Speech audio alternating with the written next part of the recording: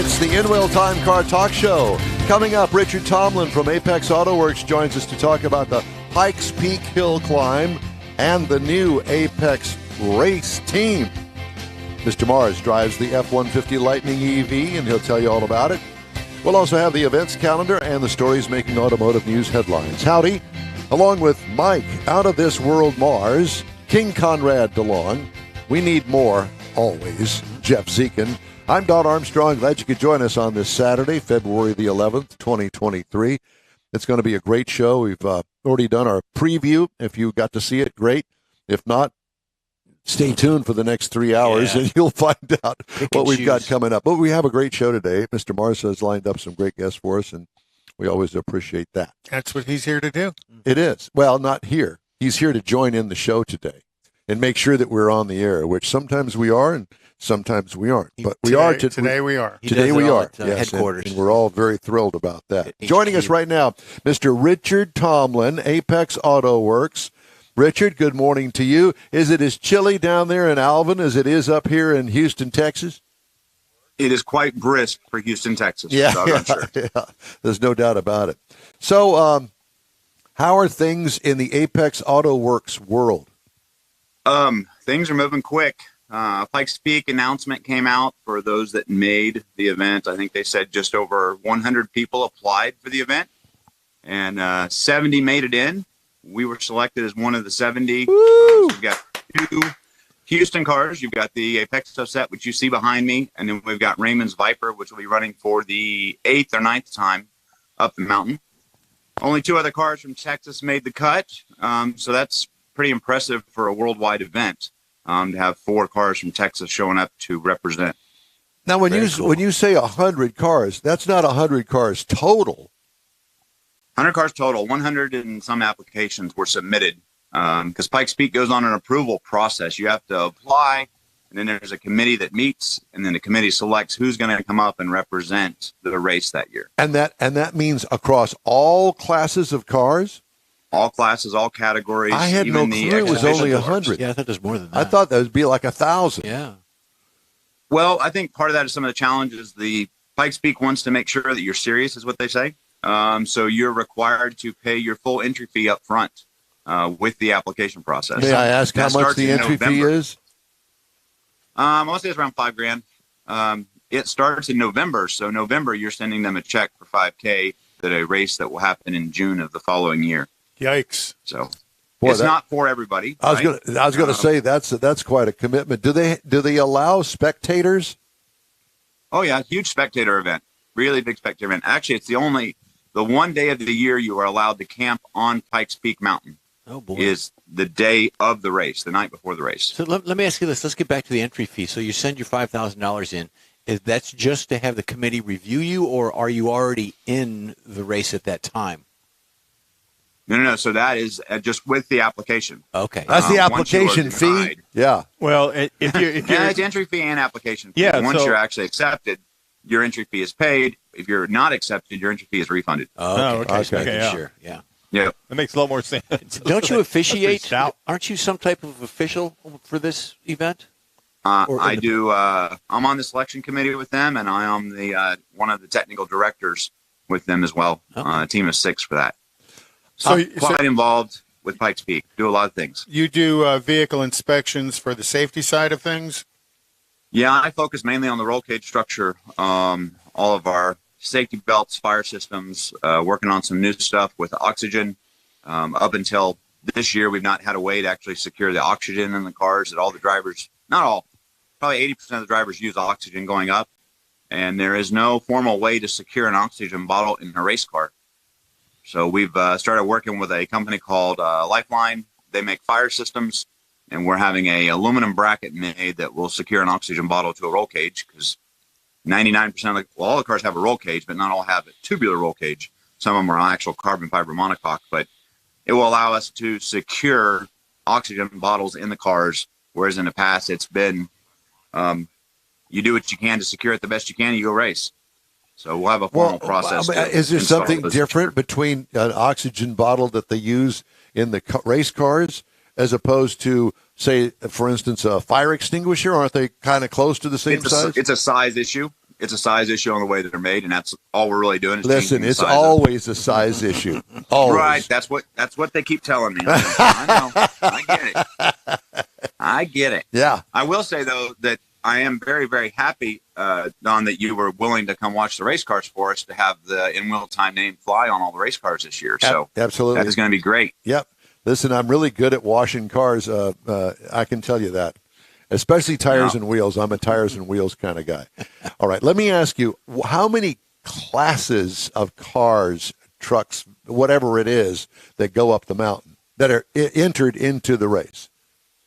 Right now, there are 7 classes total. 7 classes. That's all? Is that a Yeah, reduction through the years? Yeah, well, no, now it's much simpler. Now it's like a time attack 1, time attack 2. You've got your open wheel, you've got Pikes Peak Open, and then you've got Exhibition, and then you've got the Porsche. I call it the Porsche Cup. It's actually the Cayman GT4 class that Porsche comes out and supports. I think they had 13 cars last year, 11 or 13 cars. Oh, wow. So obviously they've got an EV class. The EV gets thrown into Exhibition. They do not have their own class. Okay. In the exhibition. Exhibition. They do have records, but they do not have their own class yet. Don's more comfortable in And the they're quick. exhibition class. There's no denying they're quick going uphill. Well, yeah, they don't run out of oxygen. Yeah, it's interesting with that amount of weight how fast they can still be climbing.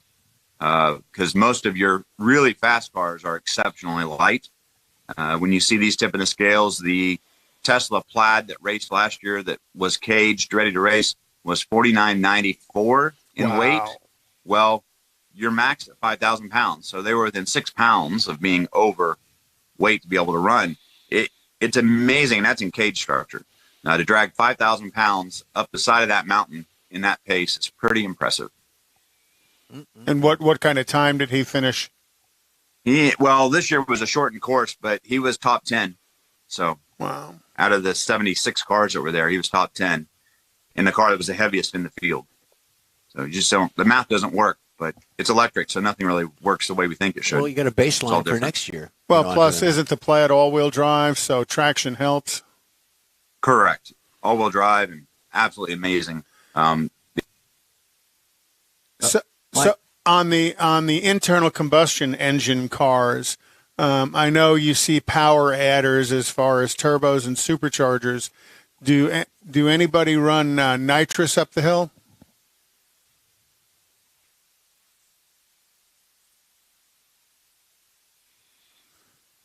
Okay. We've lost Richard, so. The internet dropped for some reason. The what did? The internet dropped. There he is. There he is. Yeah, There we it got you back. So I'll ask the question again on the internal combustion engines. I know turbo and supercharging are some of the power adders. Are there also people that are running nitrous up the hill? There have been people in the past that have run nitrous. I don't see that much anymore. A lot of the cars on alcohol, methanol, oxygenated fuels. Some of you guys may know Jess Hewitt. Looks like Jess Hewitt's going to be working with us with the Unical Racing Fuels for the oxygenated fuel for us this year. The E85 is really popular up there as well. The problem with the 85 is the capacity that you carry plus the altitude. You're carrying 50 to 60% more than you would with a gasoline or an alcohol methanol car. So I know before we got on the air, I asked about the chassis sitting behind you. Cool looking induction system on it as well. Tell us about that. So that is my Miata. We call it the Apexo set. LS7, 2-speed Jericho. Car weighs about 1,600 pounds, makes about 600 horse to the wheel. Oh, my God. It is not slow. No. It's got wings front and rear, functional aero on the car. For Pikes Peak, it will have active aero, which means as we come to the corner and come off the gas and go to the brake, the wings will come up like the flaps of an airplane to actually help us slow our speed. As soon as we go back to the gas, the wings will lay out flat, thereby making it minimum drag, and then they'll increase downforce as we increase in speed. It's like a Formula One car. So huge step up for the car this year. Well, kind of like a Chaparral was back in the 60s. Exactly, like in the 60s. They had the old manual system. We're just going to be using electronics to manage that for us. Very cool. But huge step up. I'm pretty excited to actually have that on the car and have it working, especially in a place like Pikes Peak where you can get a lot of time going into each corner. Is there a pits where all of the cars pit and refuel? Yeah, so it's actually, the pits is just before the actual race start. That's where everybody lines up pit-wise. Yeah. You have everybody park their trailers, trucks, and cars down at the bottom. They call it a Cascade Lake. There's a spot back there by the gas pumps where everybody's required to park trucks and trailers. And that all happens Friday before the race. Load all the cars in. Everybody parks their stuff overnight. And then you head back to the hotel. They have on-site security. You come back the next morning. Your race car's sitting out in the parking lot. Get everybody fired up, warmed up, and hopefully the weather holds out, and away we go. Have you had any snow events during any of these hill climbs? Oh yeah, plenty. Oh, and that's part of the reason that it's been cut down in number of cars. There's a window of about 12 to 1:30 that the weather just goes chaotic at the top of the mountain. They've had guys make as many as 3 to 4 reruns trying to get actually up the hill. There's video of one guy that's on such 1-inch size hail on the road. It was like marbles. He literally could not move because the marbles were just sliding him off the road. Mother Nature is really brutal at 14,000 feet. Wow. The wind changes and all of a sudden you got snow and hail. So where can we watch the event? Is it streaming on a particular platform? Yeah, so it streams on Mobile One. Mobile One pays for the stream every year. There's a couple, I don't remember the name. There's a helicopter company. They do a live broadcast all from helicopter. There's a couple local radio stations that do commentary for it. And, of course, all that can be found on the Pikes Peak International Hill Climb site. But the Mobile One really does a good job. Tanner Faust is usually on there doing announcing. Of course, he races the event as well. So he knows a good bit about it and can carry on a real conversation driving-wise versus some of the announcers I've had in the past. Mm-hmm. And this event is when? June 25th. So end of May, we'll start staying in Colorado. You practice basically weekends up until the event and try and sleep during the week. Get the car ready, show up and then actually race and make everybody happy. So outside of the race and practice, that is a road that goes up to the top of Pikes Peak that people can drive their cars up there. Yeah, and if you show up on your summer vacation in June, you really won't even know that we are there except for the hay bales beside the road and the banners, because all of our practice, all of our racing is done in the morning. So I'll start at 1:30 in the morning being ready at the gate to enter the park. And then as soon as the sun shows up, about 5:25 there, we start launching cars. And the cars run until 8 o'clock, 8:15. We shut everything down. Everybody's got to be off the mountain by 9 a.m., which is when the national park opens. We're rolling out as the tourists start rolling in. So we really only close the park for one day a year, and that's for our race on Saturday, June 25th. And no motorcycles, correct? No motorcycles currently, and they tell me it's not coming back. I think there's so much history in it. I wouldn't mind seeing that happen again, even if it was an exhibition. There's just so much talent in the bike world, and those things are fast. Is it just because of a safety issue? They've had some legal issues with riders that have passed that are sponsored or were sponsored riders, and I'm not sure of all the legal implications, but too many fatalities on the bike. You crash the bike at Pikes Peak, it's not a good day. Let's get away with it. Let's change the subject for a minute, and let's talk about the Apex Auto Works race team. Yeah, so we're doing a little more service this year than we are building cars for people. We are working on 2 cars that will be stationed in Mexico full-time, and the intent is to start basically selling that adventure. For the people that wanted to go race either in Mexico with La Carrera or the Chihuahua Express, the Chihuahua, they'll be able to contact us and basically purchase a package. They can hop on a plane, fly in, and live the life. We'll provide them a amazing car and go race it, come back with book videos, bring a couple friends with you, and be a rock star for a weekend or a week, depending on which race you do. Wow, very cool. And obviously you have discovered that there is a want and need in that particular category. In just announcing it, I think we've had 5 people reach out to us already.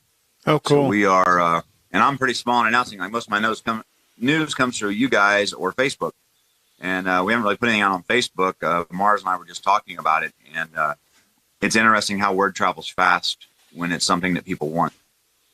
Well, it doesn't surprise me. I think that I look at guys that can afford Ferraris, Lamborghinis, all of the high-end supercars. Right. And I was not aware. I did a story, a magazine article on a particular, I guess it was a Lamborghini.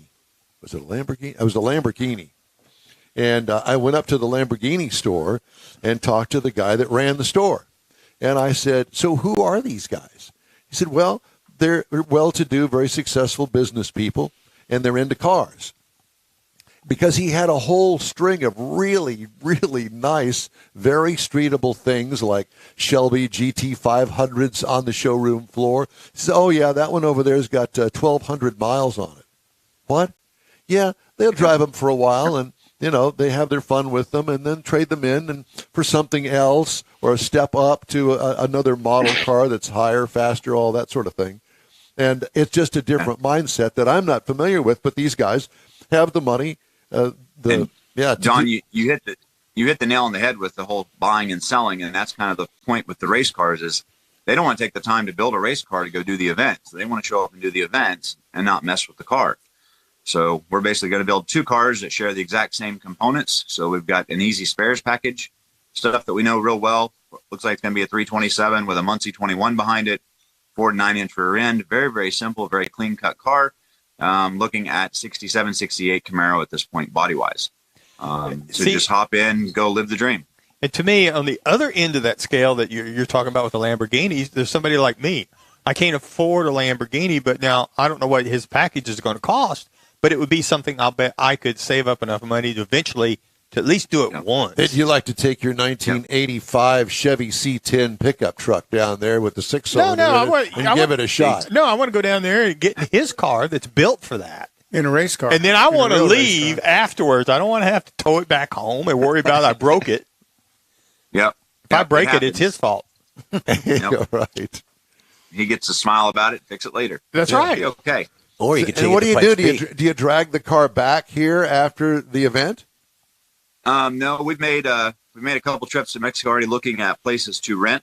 So we would actually have a small shop down there, and we would have staff there that would maintain the cars. We've got a couple American customers who have their own cars that want to store them in Mexico as well. And that hub would be in Chihuahua.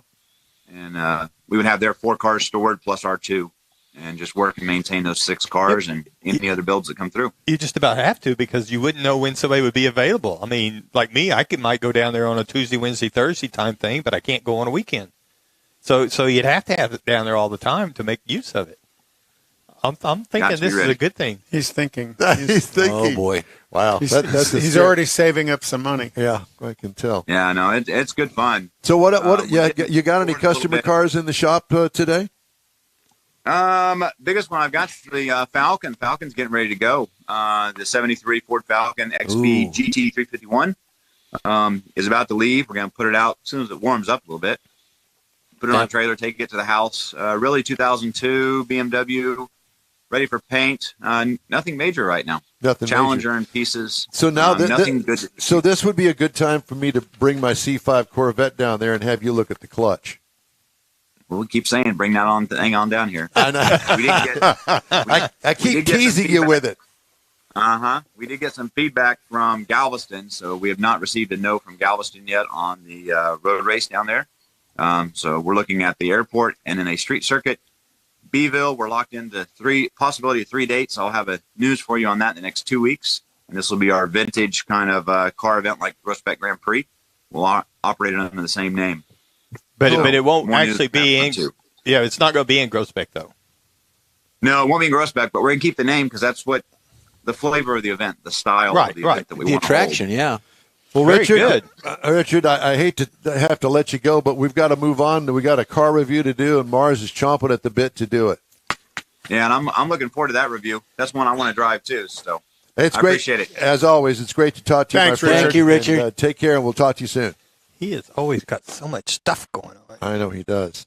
kind of jealous in one way, a little bit. Wait a minute. We can't handle 3 hours on a Saturday, and this guy does it every day. Yeah, I know. All right, time now for this hour's car review here on the In Wheel Time Car Talk Show. Mr. Mars had a chance to drive the Ford F-150 Lightning. Yes, the 2022 Ford F-150 Lightning EV. Now, Why does a 22 and not a 23? Couldn't tell you. All right. It's the year. Had That's- to, had to that's ask. One more year different. Yeah, it's what was available. Got it. So this is a full-size pickup truck, but it's an EV pickup truck. So it's very similar to the F-150. It's 5-passenger. It's got a lot of flavor and a lot of the pieces off the F-150, but it's got a few special things. This is a half-ton pickup truck. Half-ton, yes. It's, for example, up front, it's got the power up and down frunk. So where you might pick up the hood to look at the engine, that's actually a trunk space, and people have started calling it a frunk. And it's also got a power tailgate on it. So you're also going to find this we had the large LED projector grill treatment. So this is an LED treatment that we wrapped all the way around the grill along with the headlights. And at night, it really looks cool, like it's got like a big box square coming at you. And it also had something called the dynamic bending headlights, which I guess is what that is around there. I never could get a good understanding of that, but it looks really cool. Automatic high beams, got power heated folding side mirrors with LED spotlights that are on them. Got a twin panel moonroof on it. 22-inch ebony white wheels. Now we were driving the white truck, but the wheels are almost flush. It's part of that aerodynamics of part of the EV world, and it was really sharp looking for what we had. And I'm going through this fast because I want to talk about the driving. So if I was looking at the outside of it, I really like this. Particularly, I like it better than the F-150. You go to the inside of it, I had the black multi-contour leather seating. Up front was heated air conditioning. The rear seats are heated and reclining. And it had a workstation console. This is where the shifter actually folds down into the console, and it folds out flat for you to work on it. It's a deal that Ford has. I don't see that being much use in the vehicle like this. To me, this is a very nice luxury pickup truck. That's the 15.5-inch screen in the dash, so you can find all your convenience controls, the 360-degree camera, the Ford Sync 4A system, and the controls to the B&O Unleashed automatic audio system with 18 speakers on it. Wow. I thought they built a railroad. Me Do you too. know railroad? Yeah, but they have to have some sound with the EV railroad. You got to have the right sound. Got it. So the powertrain on this, now this is a dual motor. There's a front and rear motor on this thing, and it comes in two different configurations based on the battery. There's a standard battery, extended battery. So the equivalent in the dual motor standard battery is 452 horsepower. If you roll over to the extended, then it's 580 horsepower equivalent. Now the torque, same thing. 775 in the standard, which is 98 kilowatt. And I thought it was very interesting in the extended, it's also 775 extended, and this kind of thing shows up also in the tow rating. The standard tow rating with the standard battery is 5,000 pounds, and the extended is 7,700. Now, if you get into the extended battery, the tow rating is 2235 in the standard battery, and the other one's 1952. So it's, if you got the extended battery, you can't tow quite as much because they want to go further with that extended battery. Use of the power. We're going to get to that here Well, real it's also quick. the weight of the extended battery reduces the tow capacity. Well, it does, but I think it's got more to do with it. Now, I drove this thing 213 miles the week that I had it, and I made a trip over here to Houston. And as far as out on the highway, the handling, the drive, it was great. I mean, this thing cruised. It's quiet. Got a little bit of road noise that was kind of, I thought they could do better with by the EV. The motor is quiet. Everything's quiet. I really like to drive in this vehicle. It handles really well, too. But now, I drove it, and I drove it. I had a range. I started with a range of 237 miles range, and that was a 90% capacity of the 300. So I drove it 75.7 actual miles traveled, and I drove it like I normally drive. I used 132 miles of range to do that. Now, I did have to get it charged before I could get back to home because I didn't have enough range at that capacity. So your fat foot ate up some range. Well, my fat foot, the audio, the air conditioning, everything else. I mean, I drove it like I normally drive. And Crazy. I Drove it had like to you stop stole it. to get it charged. I was down to 13%, found a charger, and it cost me $18.38 to go from 13% to 90%, and it took 53 minutes to do that so that I could get home And from did- where I was. Did Now, the onboard system help you find the charger? yes, it did. And I was looking for one that wasn't quite so far off the freeway. There were some closer. But I took that, and I took off my shoes so that I could calculate this. To go the 300 miles traveled that it says this vehicle can do on a charge, using this as an example, the way I drive, I would use up 528 miles worth of range power. That means I would have to stop and charge this thing 3 times to go that full 300 miles, the way I drive, based on this example. Now, I'm sure that Were you a wild Indian driving it, or just no, it's regular? just the regular, just the way I always drive. I mean, all over the road, which is a doing wild your Indian, normal yeah. stuff. The traffic's doing 75. I'm doing 75. Yeah, I got it. Chases, I all got that it. stuff. No, so So- don't drive like you. Anyway, so that's my experience driving this vehicle. Love the way it drove. It's got power. Ooh, it's got lots of power. If you step off into it at about 2 Well, miles obviously an hour. you did. Well, you had to try it. It was research. And we were driving the platinum level. So the base price for the EV Lightning is $40,000. You can actually get into a stripper. I mean, it's stripped down for $40,000.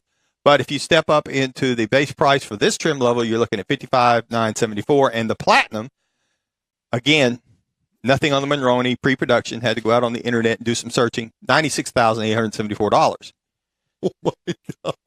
Now, if you're looking at something to compare that to, Chevrolet's got the Silverado EV coming out. You can get into that for as cheap as $39,900, which hits that $40,000 mark of the Lightning. The GMC Sierra's got one coming, but I couldn't find anything on the pricing on it yet. And the Rivian's sitting out there at $67,500. I don't consider the Tesla truck even a viable candidate at this point. So as far as the Lightning goes, great driving truck, vehicle, plenty of torque and power. Again, range is a problem if you drive it the way I drive it. All Don't right, drive thank it like sir. you drive it. The In-Wheel Well, Time no. Car Talk show is available 24/7 through the iHeartRadio app. Just look for In-Wheel Time Car Talk. We also video stream on Facebook, YouTube, Twitch, and InWheelTime.com. 30-minute podcasts at your fingertips on over a dozen of the most popular podcast outlets out there.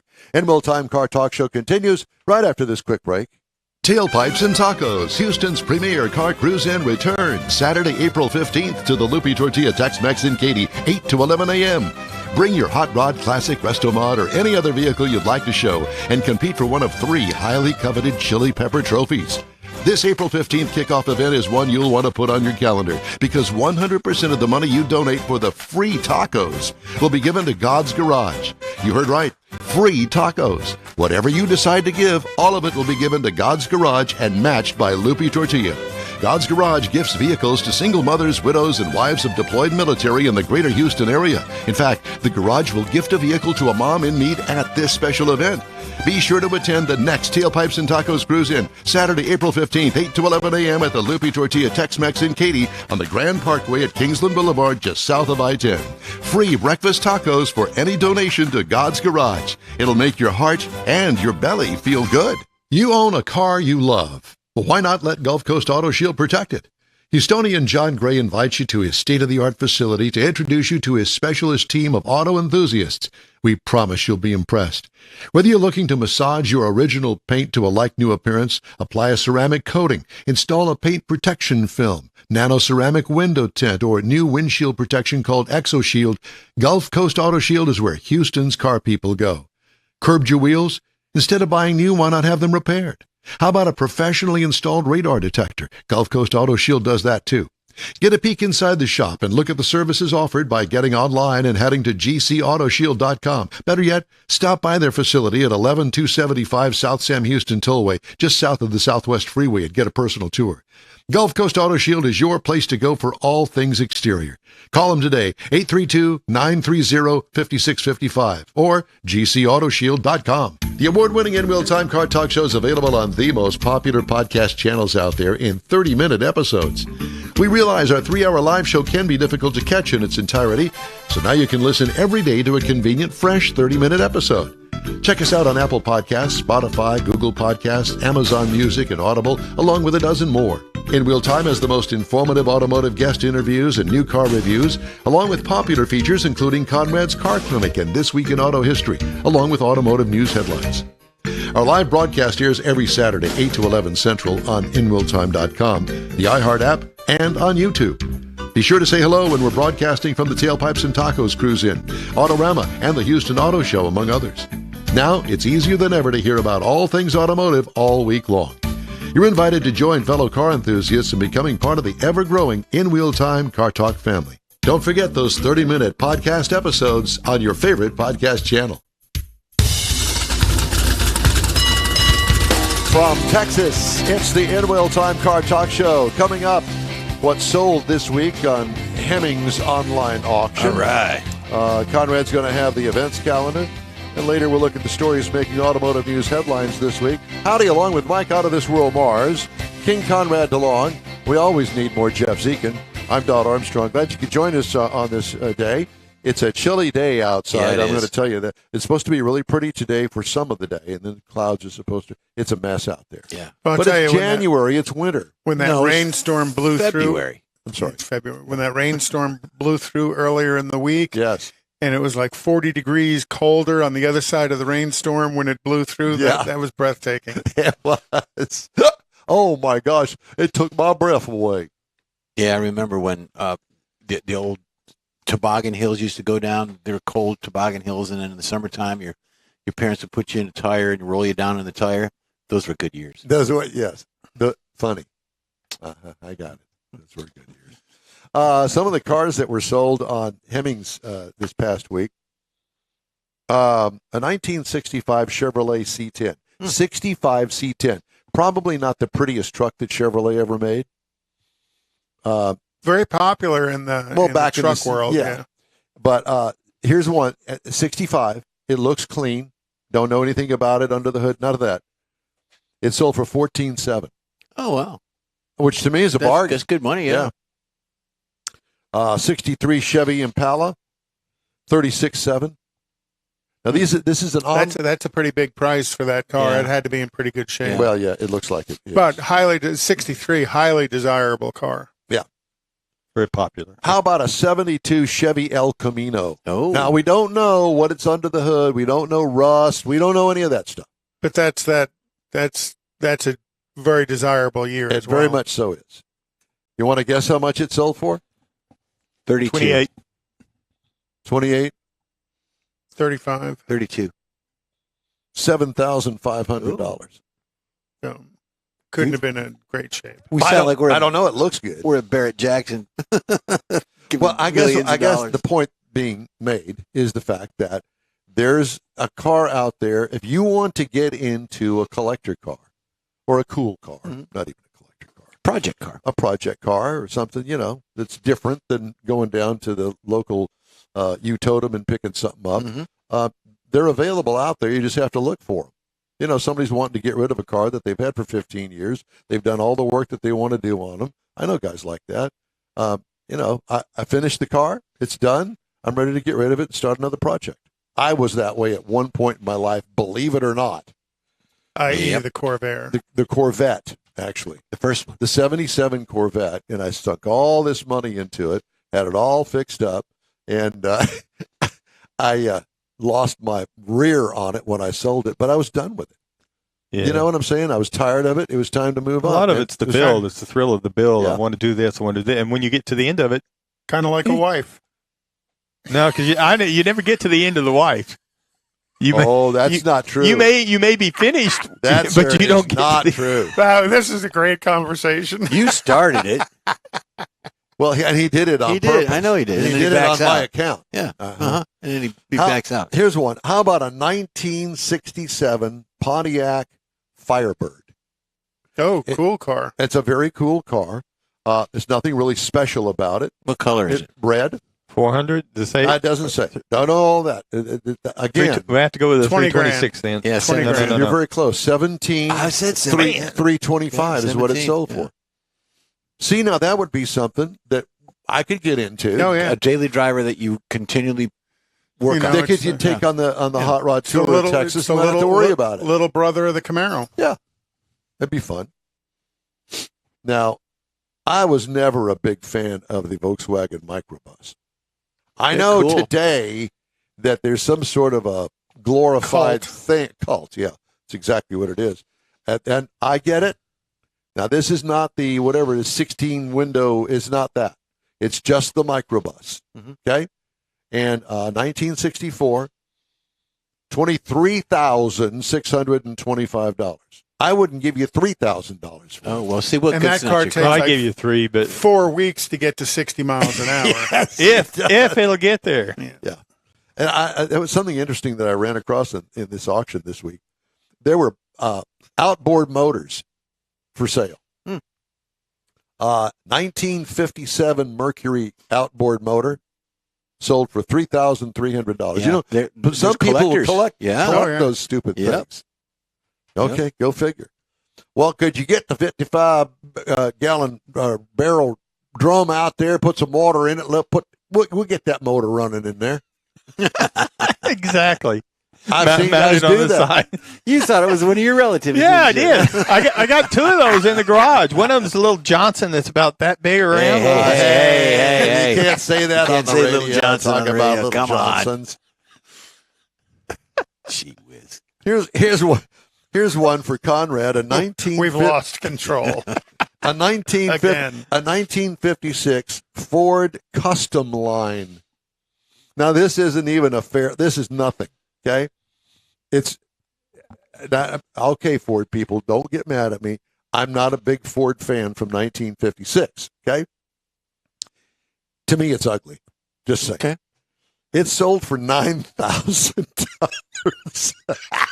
I think the Ford Custom would have been The like stripper model. the Chevy Bel Air I 210. like it. Okay. Yeah. Two-tone with No. kind of that ivory and dark green color. Pardon me. I like it. Just got a little You know, something there in my at throat. Chrome and Coffee, there were some nice vehicles this past Sunday. It was packed. You were there. I was there. Yeah. Yeah. The place was packed. It was packed. Yeah. It was a big day at the Chrome and Coffee. It's a beautiful And- morning. And the funny thing about it is that, and you know, you go to a regular monthly event like this, and you think that you would always see the same cars. Nope. There were more different cars this time than there have been since I've been going. And Craig's had it now for over a year. So is Craig there each week? Oh yeah. Oh yeah. You know, it starts at 9 to noon, and I think I got there maybe No, 9:30-ish, yeah. and No, it was packed. I think he's going to move it up. He's going to do 8 to 11. Well, the point of it is, I didn't have anything to show, and I got there just as casual going in, and the place was packed. Packed, yeah. And it's really cool because Avalon Diner, I mean, how can you go wrong with that? You want a hamburger at 8 o'clock in the morning, they'll fix it for you. Yeah. Now, I'm a big breakfast guy, so I have my, what they call the big breakfast, which is 2 eggs, some crispy bacon. Flapjacks. No, grits.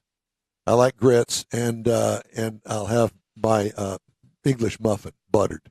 Thank you. Buttered muffin. You like buttered muffins? I like buttered muffins. You can.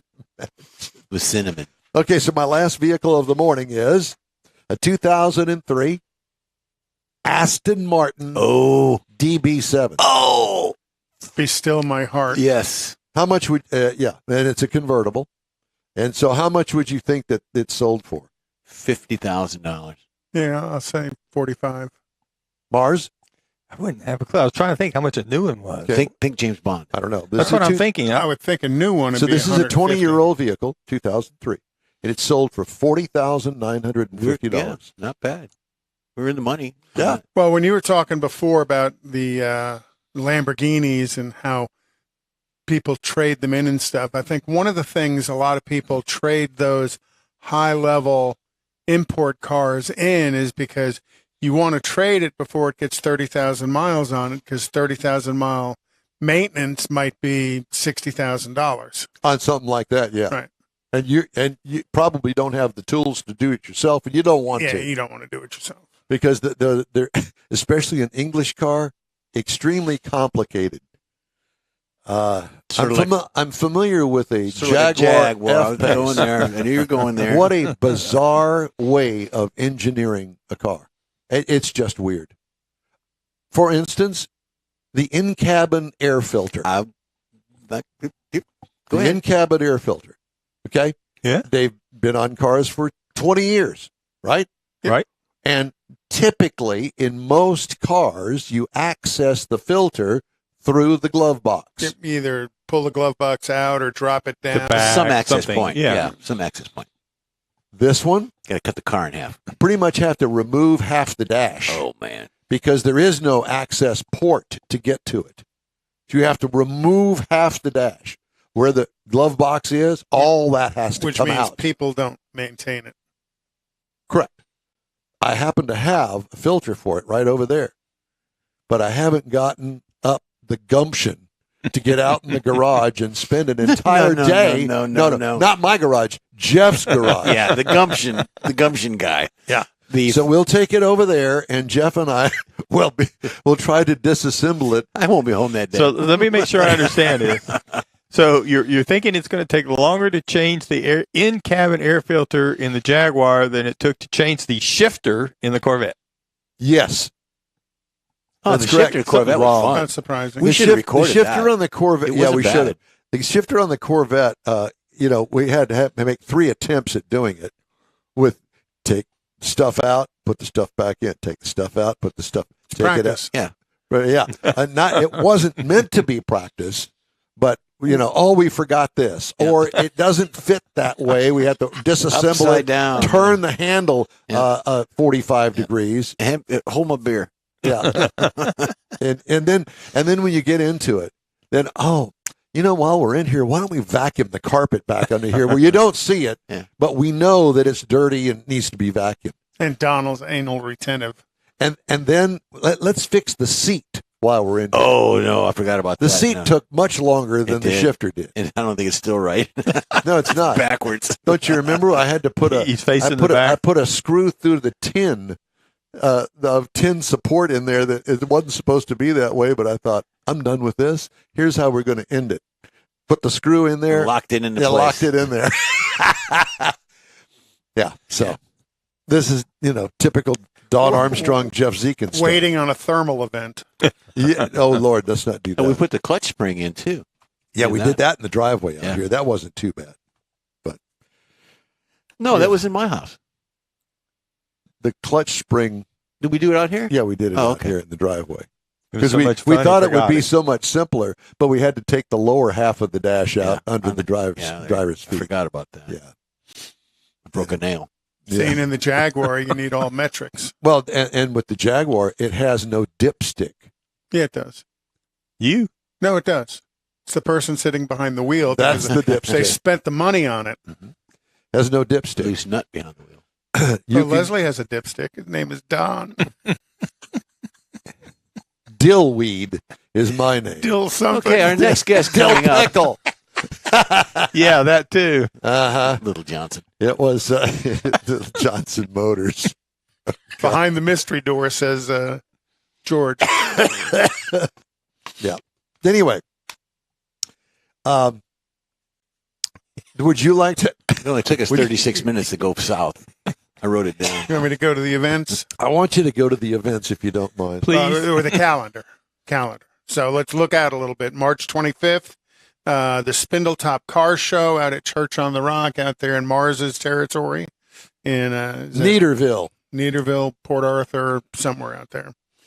Sunday, April 2nd at 10:30 a.m., the Woodlands Cars and Coffee for a Cause on Market Street. Always a good event. I know Randy Weldon's heavily involved in that. April 12th, the Texas Pony Party. Ooh. Which is a Mustang meet. No. I'm assuming. Envision a bunch of little horses. Bunch of little horses. Pony kegs. And that's going to be at the Commemorative Air Force Wing of Central Texas. April 14th, the Lone Star 40 Convention, hosted by the Central Texas Chevrolet Classic Chevrolet Club. And that's going to be at the Embassy Suites Hotel and Conference Center in San Marcos, Texas. June 24th is the Lone Star Drift Round 3 at the Houston Police Academy.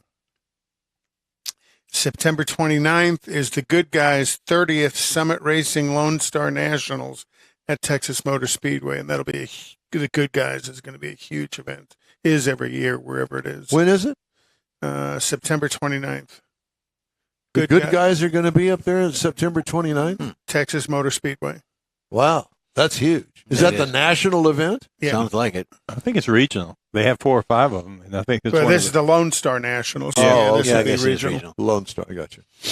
And, that'll be 1,000 cars at least. Yeah. Yeah. Mm-hmm. Good coverage. So that's what's going up. Wonder what the years limitation is on the good guys. That, I Good don't question. know. I don't know. Maybe Richard Tomlin probably knew. I don't know. No, He's that's not not into his. that. That's not his world. Yeah. Good guys is it's a different kind of show. More street rodish stuff. Okay. All right. I have stories. You always have stories. Uh-huh. Told a few last night at dinner. some that we can talk about on know. here. Are you familiar with the thing Others, called... you'll have to pay for the subscription. That's right. Are you familiar with the federal right to repair bill? Yes. You are. And California is going against it. But go ahead. I'm trying to figure out. Well, let me read the story and we'll delve into this. U.S. Representative Neil Dunn, Republican of Florida, reintroduced a bipartisan bill. Why don't they just say a bill Thursday, mandating that vehicle owners and independent repair shops have the same access to repair and maintenance tools and data as automakers and their franchise dealerships. Do you think that that's fair? They'll have to pay to have access, but yeah, I think it's fair that they have access to the information. Right. But I think they have to pay to I agree. for that access. agree. Read that again. It shouldn't Read that be again. free. Okay. Reintroduced a bipartisan bill mandating that vehicle owners and independent repair shops have the same access to repair and maintenance tools and data as automakers and their franchise dealerships. Okay, independent repair shops do have the accessibility to that, but you're right. They do have to pay for certain programming. Subscriptions. And the tools, if it's a specialty item. If a homeowner wants to do that or a private person wants to do, if they got the means to do that, why not? But you're not going to see me doing that. Well, nor me either, not now, but, maybe my earlier days, if it were affordable, I would like to know all about my C5 Corvette. Mm-hmm. And the only way to really know about all of it and understand it all is to get the information from Chevrolet. Right. Because there are books and YouTube videos and all that other stuff. And the franchise dealerships also have access to General Motors training. Here in town, General Motors training happens at San Jacinto College in Pasadena. They have a GM training center there. So, that comes on top of access to the information is the ability of somebody, you can read it, but can you put it in your hands and do it? And that's what they do there. Well, using Mike's Lightning as an example, the car review, what owner is going to want to work on that? Well, nobody. Because and not only that, but it'd be dangerous with all that electricity. all of that EV training. When all of that EV training's coming out, one of the things they do is they kind of rope off the area you're working on it, and you very limited access. You have to use special gloves, and those gloves are only good for 6 months, and then you have to test them because you're working 400, 500, 600 volts on these EVs, and that's enough to get a hold of you and hold on to you while you sit there and let the smoke come out of your ears. Exactly. Mr. Morris, would you be so kind as to let the Suze out? I think she's ready to go. At any rate, The dog whisperer. the legislation would require all tools and equipment, wireless transmission of repair and diagnostic data, and telematics systems needed for vehicle repairs be made available to the independent repair industry. To ensure cybersecurity, it would allow automakers to secure vehicle-generated data and require NHTSA to develop standards for how that data can be accessed securely. Yeah, just what we need is the government to set standards for security. Well, because if you don't, Got a balloon? because there's going to be somebody that's going to sue the heck out of somebody else, and if you don't have some set of rules somewhere, some guidance, it's going to be a mess. Yeah, the government and rules. That's an oxymoron. It is. The bill, bitter man, isn't it? Yeah. Seems to be. The bill's reintroduction adds fuel to an already heated issue that has pitted automakers against independent repair shops and aftermarket parts dealers despite a memorandum of understanding signed by those key stakeholders in 2014. That agreement, which came about after Massachusetts passed its own automotive right to repair law in 2013, gave shops in all states the same access to diagnostic and repair information. So that's the end of that story. All right. Some recalls to tell you about. Jaguar I-Pace for 21 and 22, insufficient pedestrian warning sound. Well, in New Jersey, Go ahead. Hey, get out of the way! Exactly. And a few choice words after that. And a finger. Yeah. Land Rover, Range Rover, PHEV, Range Rover Sport PHEV 2020 Plug-in to hybrid. 2022. Insufficient pedestrian warning sound, same thing. So all of the Porsche Panameras, I think, ever made from 2017 through 2021, external coolant pump may short circuit. That's not good.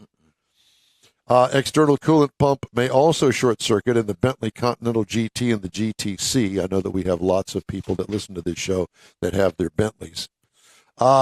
Second row side airbags may not deploy in the Kia Telluride for 2023. Can't get it insured either. Yeah, that's another story. Roof moldings may detach on the Hyundai Santa Cruz and the Tucson for 22 and 23. High voltage battery control module may restart Volkswagen ID4 2021. Engine cam carrier may leak oil in the Land Rover Defender, Discovery, Range Rover Sport, and Range Rover Velar for 2023. Engine cam carrier may leak oil also in the Jaguar F-Pace for 2023. Because that's a shared engine. It's a shared leak. It's a shared leak. And Honda has recalled more than 114,000 vehicles in the U.S. for rear view cameras that may not display images.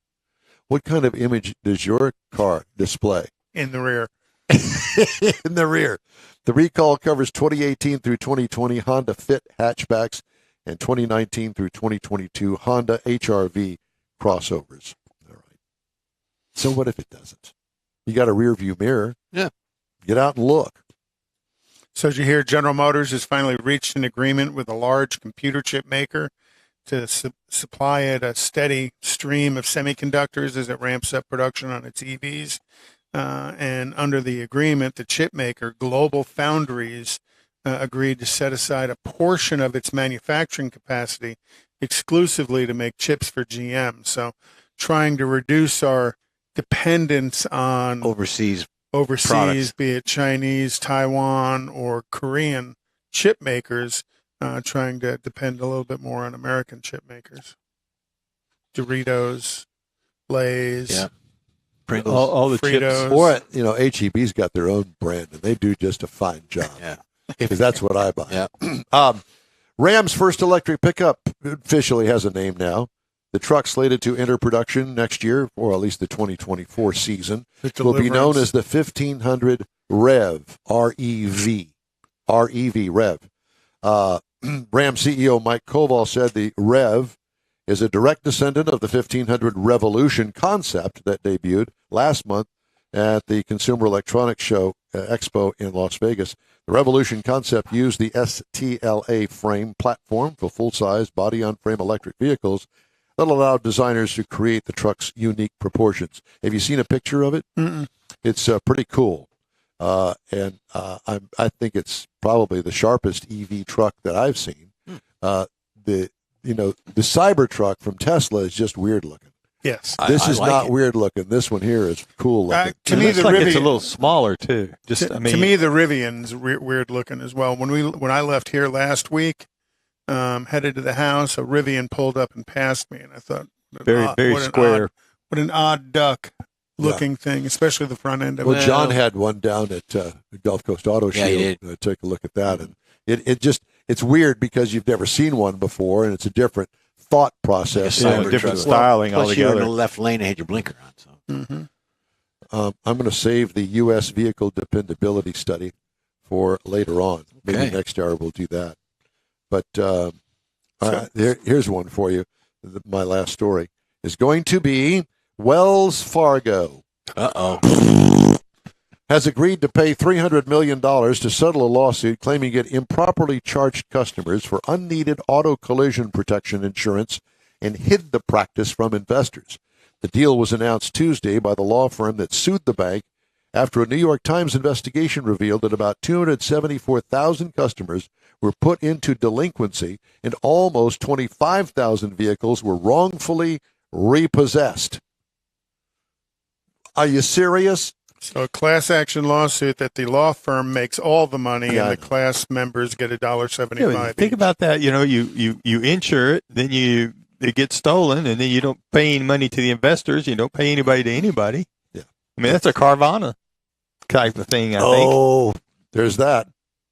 Carvana is sponsoring Jimmy Johnson's return to NASCAR. Wow.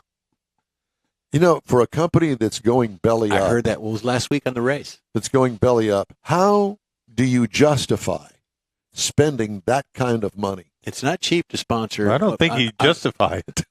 I don't think you can. How do you do that? Well, you need a suite to go watch the race, so it's easier to get a car to sponsor it, and you can write it off that way, and you get your suite and all that. I have no clue. Take a I heard big it last coin to week. get in the suite. Yeah. Probably. Well, he's got to get his car down the elevator first to get out on the track. But I heard that last week that they're sponsoring Jimmy Johnson's return to NASCAR. He didn't do too well in the Indy Racing League. So. He's back. All right. Hey, we're going time to take a quick break now. We'll be right back. This is the In Wheel Time Car Talk Show. Stay with us. Tailpipes and Tacos, Houston's premier car cruise-in returns Saturday, April 15th to the Lupi Tortilla Tex-Mex in Katy, 8 to 11 a.m. Bring your Hot Rod Classic Resto Mod or any other vehicle you'd like to show and compete for one of 3 highly coveted Chili Pepper trophies. This April 15th kickoff event is one you'll want to put on your calendar because 100% of the money you donate for the free tacos will be given to God's Garage. You heard right. Free tacos. Whatever you decide to give, all of it will be given to God's Garage and matched by Lupi Tortilla. God's Garage gifts vehicles to single mothers, widows, and wives of deployed military in the greater Houston area. In fact, the Garage will gift a vehicle to a mom in need at this special event. Be sure to attend the next Tailpipes and Tacos Cruise-In, Saturday, April 15th, 8 to 11 a.m. at the Lupi Tortilla Tex-Mex in Katy on the Grand Parkway at Kingsland Boulevard, just south of I-10. Free breakfast tacos for any donation to God's Garage. It'll make your heart and your belly feel good. You own a car you love. Well, why not let Gulf Coast Auto Shield protect it? Houstonian John Gray invites you to his state-of-the-art facility to introduce you to his specialist team of auto enthusiasts. We promise you'll be impressed. Whether you're looking to massage your original paint to a like-new appearance, apply a ceramic coating, install a paint protection film, nano-ceramic window tint, or new windshield protection called ExoShield, Gulf Coast Auto Shield is where Houston's car people go. Curbed your wheels? Instead of buying new, why not have them repaired? How about a professionally installed radar detector? Gulf Coast Auto Shield does that too. Get a peek inside the shop and look at the services offered by getting online and heading to gcautoshield.com. Better yet, stop by their facility at 11275 South Sam Houston Tollway, just south of the Southwest Freeway, and get a personal tour. Gulf Coast Auto Shield is your place to go for all things exterior. Call them today, 832-930-5655 or gcautoshield.com. The award-winning In Wheel Time Car Talk Show is available on the most popular podcast channels out there in 30-minute episodes. We realize our 3-hour live show can be difficult to catch in its entirety, so now you can listen every day to a convenient, fresh 30-minute episode. Check us out on Apple Podcasts, Spotify, Google Podcasts, Amazon Music, and Audible, along with a dozen more. In Wheel Time has the most informative automotive guest interviews and new car reviews, along with popular features including Conrad's Car Clinic and This Week in Auto History, along with automotive news headlines. Our live broadcast airs every Saturday, 8 to 11 Central on InWheelTime.com, the iHeart app, and on YouTube. Be sure to say hello when we're broadcasting from the Tailpipes and Tacos Cruise-In, Autorama, and the Houston Auto Show, among others. Now, it's easier than ever to hear about all things automotive all week long. You're invited to join fellow car enthusiasts in becoming part of the ever-growing In Wheel Time Car Talk family. Don't forget those 30-minute podcast episodes on your favorite podcast channel. It's the In Wheel Time Car Talk Show. Just ahead, Kevin Fitzpatrick with Opus IVS with maintenance differences between electric and gasoline-powered vehicles. I got to drive the 2023 GMC Sierra pickup, give you my impression of it. We'll also have the cruise-in calendar, and later Conrad will have This Week in Auto History. I'll have the stories making automotive news headlines, and Jeff, we don't know what he's going to do. It's just ahead on the N-Wheel Time Car Talk Show. Howdy, along with Mike, Out of This World Mars, King Conrad DeLong. We need more Jeff Seekin. I'm Don Armstrong. Glad you could join us today. And we're also welcoming to the show right now Mr. Kevin Fitzpatrick. And Kevin is the Senior Vice President of North American Operations for a company called Opus IVS. Kevin's 32 years in the automotive industry, ASE certified master tech with L1, co-owner of a large repair shop on Long Island since 1996, Conrad. Built the technical support team, scaling to 100 technicians with AutoLogic Diagnostics starting in 2006. AutoLogics was acquired by Drew Technologies in 2016, and along with several other acquisitions, became Opus IVS. Kevin oversees all the operations here in North America. Kevin, I'm not worthy. It sure is good to have you here today. Thank you very much for joining us. Thanks for having me. Well, you've been around the track a couple of times. Are you in Long Island? I am. I'm in Long Island right now. I'm actually at one of my repair shops right now talking to you, gentlemen. Well, I could tell by the accent that you're not from Texas. That didn't take long. No, exactly. Well, we've got another New Yorker sitting on the dais here by the name of Conrad DeLong. And I'm a Westchester County kid. Oh, there you go. Just right over the sound. Yeah. Yeah, forget about it. Yeah. So what we wanted to talk to you about today was the differences between electric and gasoline-powered vehicle repair and how you see it's going to affect the auto repair industry. Okay. Well, as far as the repair goes, the most important thing, obviously, is technicians that are used to working on internal combustion vehicles. They have to take these cars seriously. The high voltage systems on these things can light you up in a heartbeat, and again, it's all over. So I can't stress that the safety aspect of it enough. As far as the maintenance goes, these things require maintenance like any other vehicle. Those of us that have been around the industry for a while, remember timing belts, and especially here in the Northeast, we were replacing exhaust systems on these cars, at a minimum of every 18 months or 2 years. All of that's gone. So again, it's a different world. If you talk about a Tesla Model 3, for instance, that's about a 43 or 4,600 pound vehicle. A comparable size Honda is about 3,200 pounds. So we all know that weight means wear. So when these cars are driven and they get up around 80,000 miles, they need pretty extensive suspension, front end repairs. They need alignments like all of the other vehicles on the road. So there's from a shop perspective, there's plenty of maintenance to be done, and from a consumer's perspective, there is a slightly better cost of ownership for an electric vehicle, simply because the less moving parts in the engine. So, Kevin, we had a discussion briefly before you came on today, and that was about the fact that what actual fluids are on an EV. Does it have coolant? It has coolant, and it has what they call drive fluid. Drive fluid is essentially transmission fluid. Same makeup as like a Dextron fluid. It's got about a 5 year life. So 5 years, 80 to 100,000 miles. You have to replace those fluids. So yeah, there are fluids to be changed.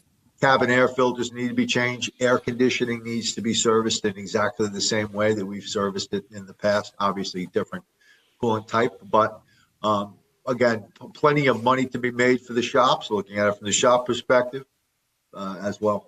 And the fluids are specific to an EV because they have to be non-conductive. You can't have a fluid that will transfer loose electrons throughout the system. So a coolant, an engine coolant, like, what we look at as antifreeze, has to be very specific for an EV because you can't have that conductivity of the fluid that normal antifreeze does. And with your dry fluids as well, everything has to be non-conductive because they have to control that, what I'll call the cross-contamination of electrons within the system. That's a fair point. So speaking of, I'd like to back up just for a second, this high voltage aspect. I mean, again, I don't work on them, but I know that my 12-volt system in my truck, I mean, there's places I can hit it and it'll light me up and I'll know it's there, but I don't think there's anything under that hood that's going to kill me, or I don't think about it that way, or do it seriously damage. It's the voltage versus amperage question, right? Voltage is annoying and it'll knock you down. Anybody who's ever been tased can tell you that. But it's amperage that kills you. It's that electron flow that will kill you. There's quite a bit of safety equipment that all shops have to have, and they need to check it regularly. And I don't recommend anybody get involved in these things that does not take a serious safety course first. You have to treat these things with respect and keep your wits about you when you're working on them. So how many do you normally get in per week or per month that you see? Well, there's two. Again, I live in two different worlds. One world is, again, as the senior vice president of Opus IVS. What we do is we have about 4,000 customers on the mechanical side in the country, and what we do with those customers is we're able to actually remote into the Tesla vehicle. We have Tesla technicians on staff where we're able to make a diagnostic decision remotely by looking at those cars and working with independent repair shops. On Long Island, in my repair world, we're seeing, I would say, 6 to 8 on an average week between the locations. Wow. Well, and one of the things you talked about earlier is the weight difference between an ICE-powered vehicle versus an EV. As the world and the federal government is forcing everybody to transition to EV, heck, the roads we have today can't deal with the vehicles we have today. So now we're going to add an extra 1,000 pounds per vehicle to wear and tear on the roads themselves, not just the suspension of the vehicle, but just the damage to the road is going to elevate itself. Well, you couple that with the instant torque provided by an electric motor, and you're absolutely correct. I mean, the tires on these things are critical, but per vehicle, on average, you're talking about 1,000 pounds additional, as you mentioned, per vehicle. I mean, if the government was to get their way, and by 2030, we're living, ICE vehicles, internal combustion vehicles are a thing of the past. There's gonna be a lot of things I don't think have been taken into consideration yet, as far as impact. So when you say the wear and tear, again, I never thought about the tires. So you got an extra 1,000 pounds there. So that's say a truck. Would that be considered like 1,000 pounds? That's part of the payload, so it can't haul as much, I guess. But are there special tires, or you just buy the tires that are load rated for that? They're load rated. They're load rated for those specific vehicles. Okay. Like the way that those cars have unparalleled acceleration. I mean, you guys were all of similar age. We all probably hot rodders back in the day, right? Yeah, yesterday. Yeah, take a ride in a Model S. I mean, those things. I mean, they accelerate like anything else. I spent some time at the drag strip this last summer, and there were Teslas winning just about every race that they entered. Now, you talked about the different shops you have and what you do. ASE certifications for a normal tech would be ASE certified in AC or engine components and things. Are there ASE certifications for electric, for EVs? There are EV certifications. As a matter of fact, we have a team member out this morning getting his advanced driver assistance systems ASE test. ASE has always been really, really good about keeping up with the industry and making sure that all the new technology, they have technicians testing out on it. And a lot of the ASE testing on this is more about safety related. trying to keep the technician from hurting themselves, working with these high voltage, high amperage systems. Yeah, as it should be. I think as new technicians come into the industry, this will be their norm. But I think there is a serious risk to a technician, right? The old question of old dogs, right? Mm-hmm. Take a guy that's been doing this for 20 or 30 years, and all of a sudden he's working on an EV. It's a cable's not a cable. Yeah, again, I can't stress that enough. Does an EV certified tech make more money than an ICE tech? That's a great question. Right now, I wouldn't say so. I mean, even if when you look at the dealer network, I think Tesla is probably paying about $27 an hour. Techs can do better, at a mainstream dealership. I think that any education should add something to the technician's hourly or yearly wage. But I can't answer that. I can't say that they're actually making more money presently. Are the schools actually zeroing in now so you can be an ICE tech or you can be an EV tech? Yes, you can. Tesla actually has an excellent program called the START program. Again, they're part of the START program, where again these technicians are only trained up on these electric vehicles. Yeah. So my question was, where do you recruit the techs from? The local colleges? I assume, much like they do down here. Well, actually, it would probably start more along the lines in high school. Right. That the gamers. Right, and I would be into that category because when I had career day at high school, I had already gone to GM training school, and I was headed for service advisor position at a local Chevrolet dealership. Mm-hmm. And I would imagine that that's kind of how it still goes today, isn't it?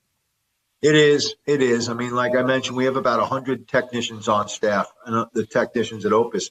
And what our technicians do is they'll commonly come out of trade school or high school or move into the automotive industry. They'll learn their craft over 10 or 12 years, and then we'll actually hire them out of the dealer network and put them to work, again, making diagnostic decisions for thousands of shops across the country.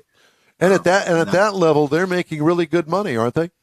They sure are. I mean, it is really a great career path for anybody. I mean, you guys have probably talked ad nauseum about the technician shortage. It's very real. We need to get young people into it, and it really is an excellent career path. And honestly, some of these vehicles you can go home at the end of the day quite clean, considering the technology that they're working on. Is the shop labor rate different for an ICE vehicle than it is for electric vehicle? Not presently that I'm aware of. Again, and what is like the average repair cost of an EV? Is there one? Again, tough to question. The alignments cost virtually the same amount of money. The equipment needed to do it is identical to an ICE vehicle. Cabin air filters. I think the bills are there's just less maintenance, as I mentioned earlier, because of the shorter number of moving parts. Well, also the shop owner has a little bit of expense involved in this as well, because it's on an ICE vehicle, and this is something I trained a lot on working for BG Products, is you needed to know where the fire extinguisher was. Well, with an EV, you need to know where that pole is to pry the guy off of the EV if he gets lit up. So that's part of the safety system within the shop is knowing where the fire extinguisher is, whether or not they're charged up correctly, and knowing where the pry pole is, the non-conductive pry pole is. And I'm not aware of, and I know that's always been a big fear of the tech that gets bit. I'm not aware that that's become much of an issue. No, it's not. I mean, I haven't personally heard of any stories, but when you consider that if you do get in trouble, somebody else has to be there to save you. Okay, so something along those lines. When you consider that, it makes maybe some of the work habits within these shops a little bit different as well. Yeah, buddy system. Do you isolate the EV repair guy from the rest of them? Has he got a special place in the shop? No, we don't. And again, I don't think most shops do. As I mentioned, we're interfacing with I don't know, probably on an average week, 80 or 100 shops that are working on these vehicles. I don't believe that they've got separate work areas. So pretty much a technician's there. He may get in an ICE motor or an ICE vehicle, and then the next one may be an EV. And you got people. So I guess that's just right. I mean, again, because if you're going from ICE vehicle, right, then all of a sudden you're on an EV, you kind of have to stop, as I mentioned, keep your wits about you and say, okay, this is a different animal now. And I would, with the buddy system, I would imagine that you would need to let somebody know that you're working on an EV, and should you get lit up, you're the person that's going to be designated to get me out of there. That's correct. Yeah, I mean, again, all of these safety things. I mean, just making sure your gloves and everything are in absolutely good working order. I mean, there have to be shop protocols put in place to make sure that the technicians stay safe. So where are you going with your company now as far as integrating more and more and more EVs into the repair facility every day? I mean, what does it look like for you in the next year? Well, again, we're looking right now. Again, you have to make sure you have these technicians on staff. You have to make sure that you're getting the technicians you have out to the update training, staying in front of what's coming out. A lot of it, like I said, everything other than the drive system is pretty identical to an ICE vehicle. Okay, so a very, very good rounded technician that you grow into an EV tech. I think that's the best path at this point. You know, from a financial standpoint, you know, the cars do require less maintenance. They require that maintenance towards the upper half of their life. So again, having an EV only technician on staff today, I don't believe it makes a lot of sense. Now, what's going to happen as far as repair facility investment into equipment to be able to handle the EVs? How much money are you spending, or you see being spent, to upgrade the facility to handle EVs? Not a whole lot. Just some safety equipment, and I think that most shops, the biggest expense will be the technician training, and that's where you'll get your greatest value by investing in the technicians. What about a charging system in the shop? Those are, yeah. Well, of course, you need an ability to charge these vehicles as they're sitting.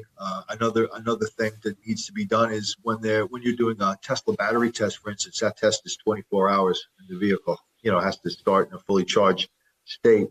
So, you definitely have to do that. And for any even if you're a repair shop that hasn't made the investment yet or the jump into repairing these vehicles, if you have a spot outside where you can put a charging station for a Tesla, you can start the conversation. If you're allowing motorists to charge up in your facility, if you can possibly spare the space, it's a nice entry into the vehicle. You know what I mean, and a nice broadcast to your customers and those in your town that hey, again, we understand what's coming. Yeah, customer service. Do you have anything cooking down in the Houston area or Texas in general?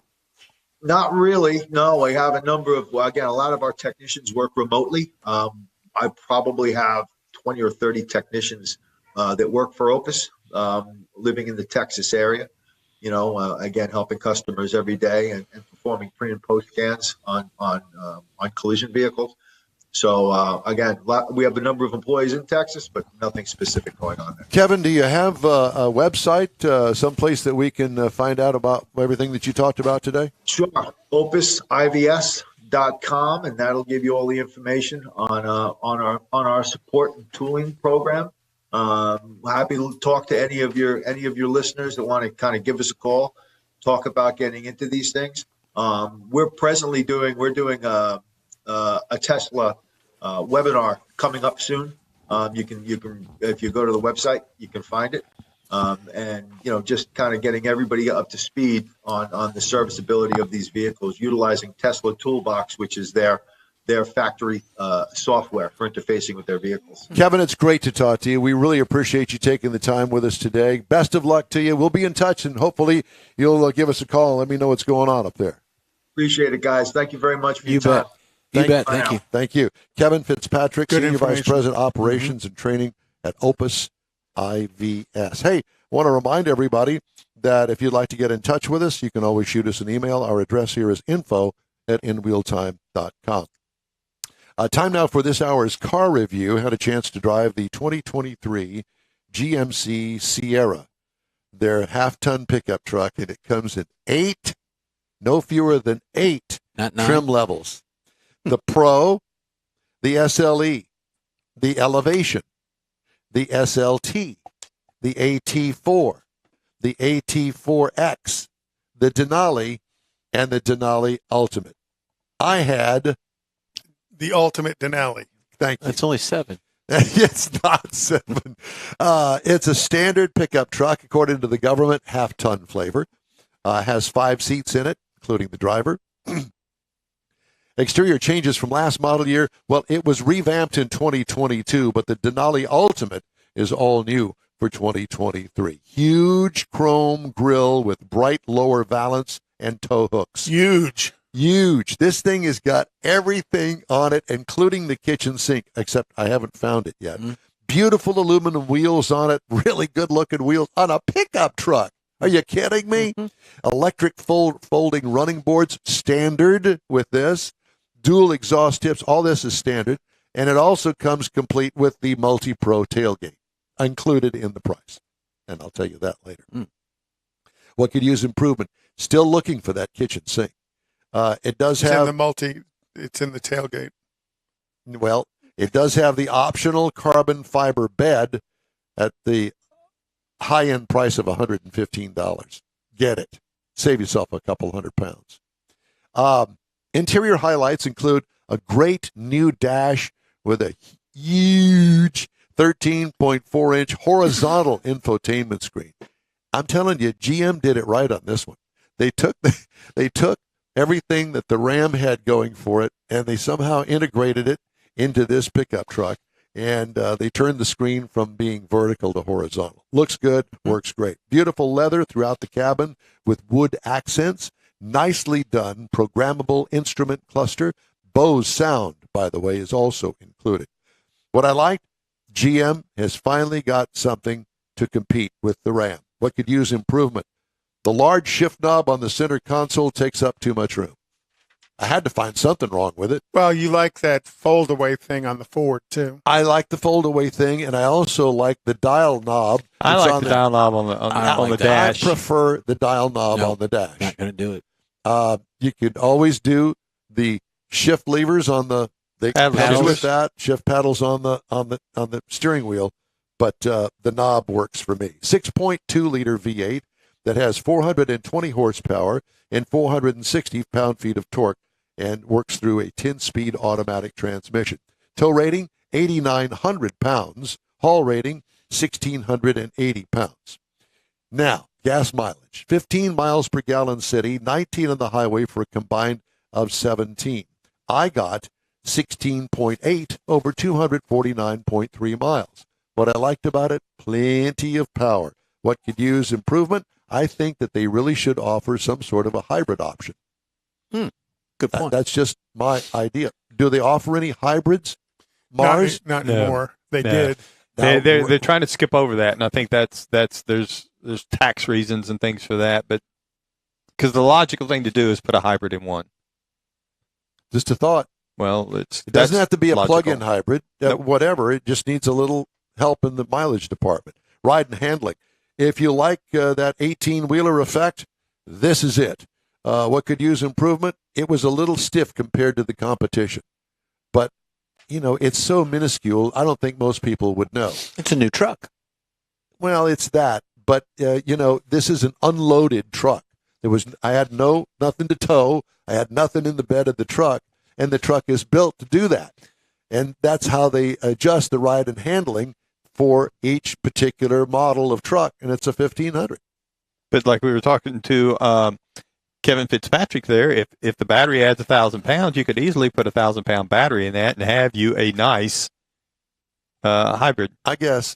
Well, it would be. Too much logic. Yeah. Let's not even go there. General Motors don't make sense. It hurt my brain.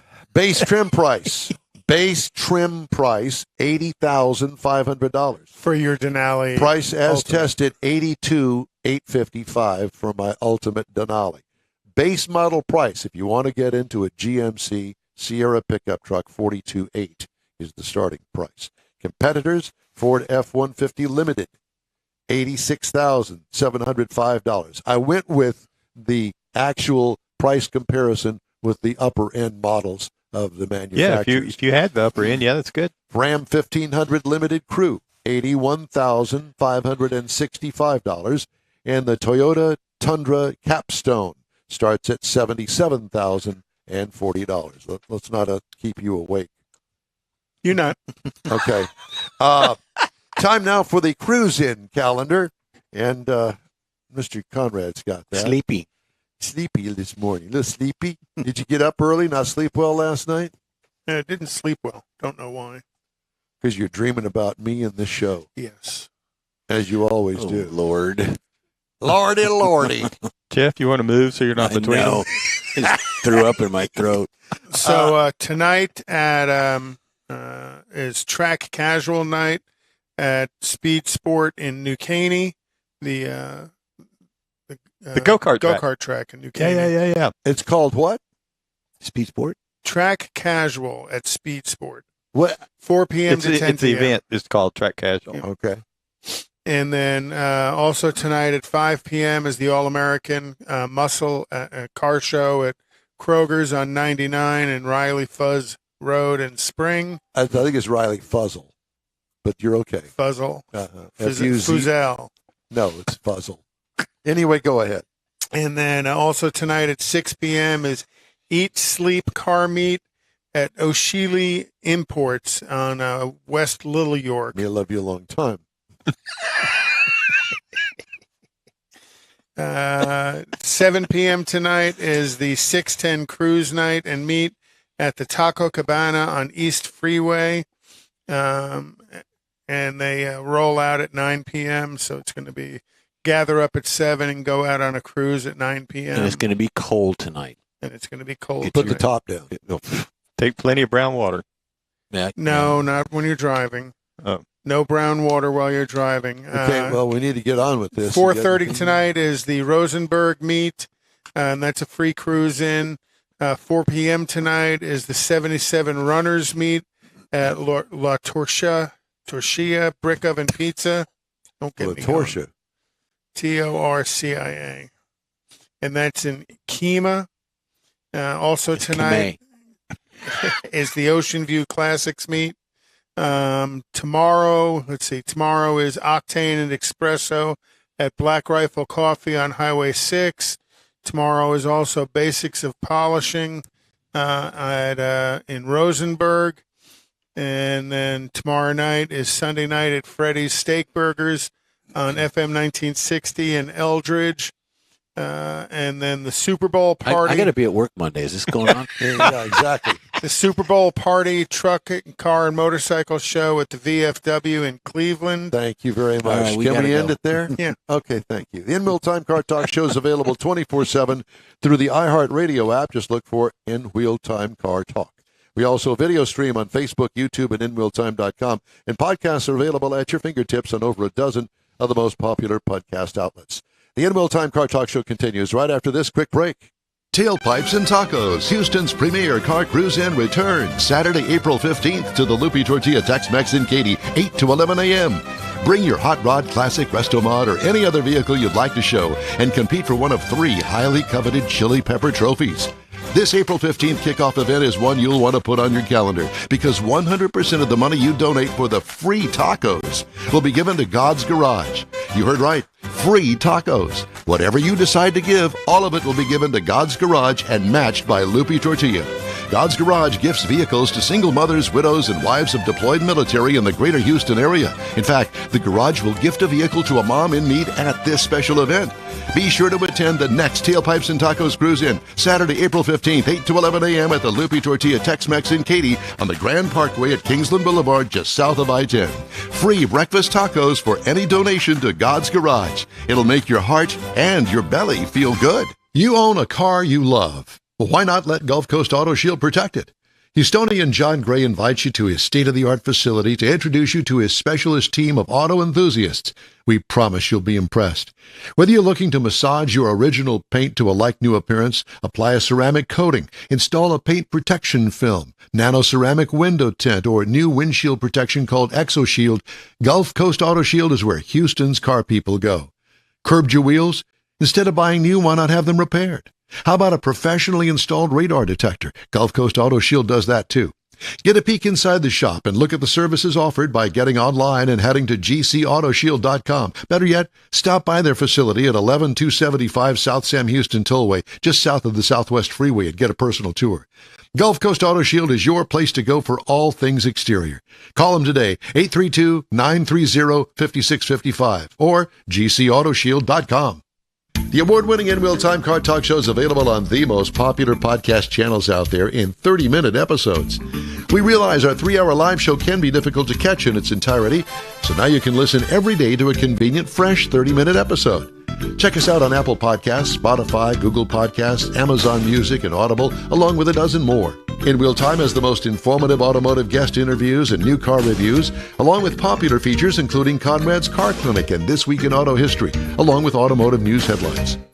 Our live broadcast airs every Saturday, 8 to 11 Central on InRealTime.com, the iHeart app, and on YouTube. Be sure to say hello when we're broadcasting from the Tailpipes and Tacos Cruise In, Autorama, and the Houston Auto Show, among others. Now, it's easier than ever to hear about all things automotive all week long. You're invited to join fellow car enthusiasts in becoming part of the ever-growing In Real Time Car Talk family. Don't forget those 30-minute podcast episodes on your favorite podcast channel. Welcome to the In Real Time Car Talk Show. Coming up, Michael Wooding with the Auto Appraisal Network. Right. Later, Conrad has This Week in Auto History, and we'll get you updated on the stories making car news this week. Howdy, along with Mike out of This World Mars, King Conrad DeLong. We need more Jeff Zekin. I'm Don Armstrong. Glad you could join us on this Saturday. We're a live broadcast coming to you from Studio A in the mystery city of Sugar Land, Texas, if you want to be specific. Is that okay? Mm-hmm. Yeah. Okay.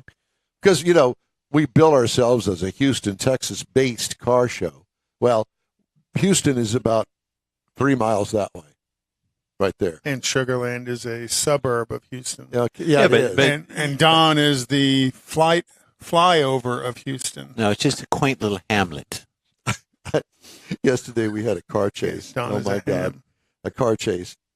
And took me just a little while. It was a short-lived car chase, but we were really close by when we got the word, hey, it's over here. So we go over there, look for it, find it. And here, you know, lineup of 8 police cars, 10 police cars, all chasing this silver Nissan, I don't know, Altima or something. And he's going through a neighborhood over on the northeast side of town, 5th Ward.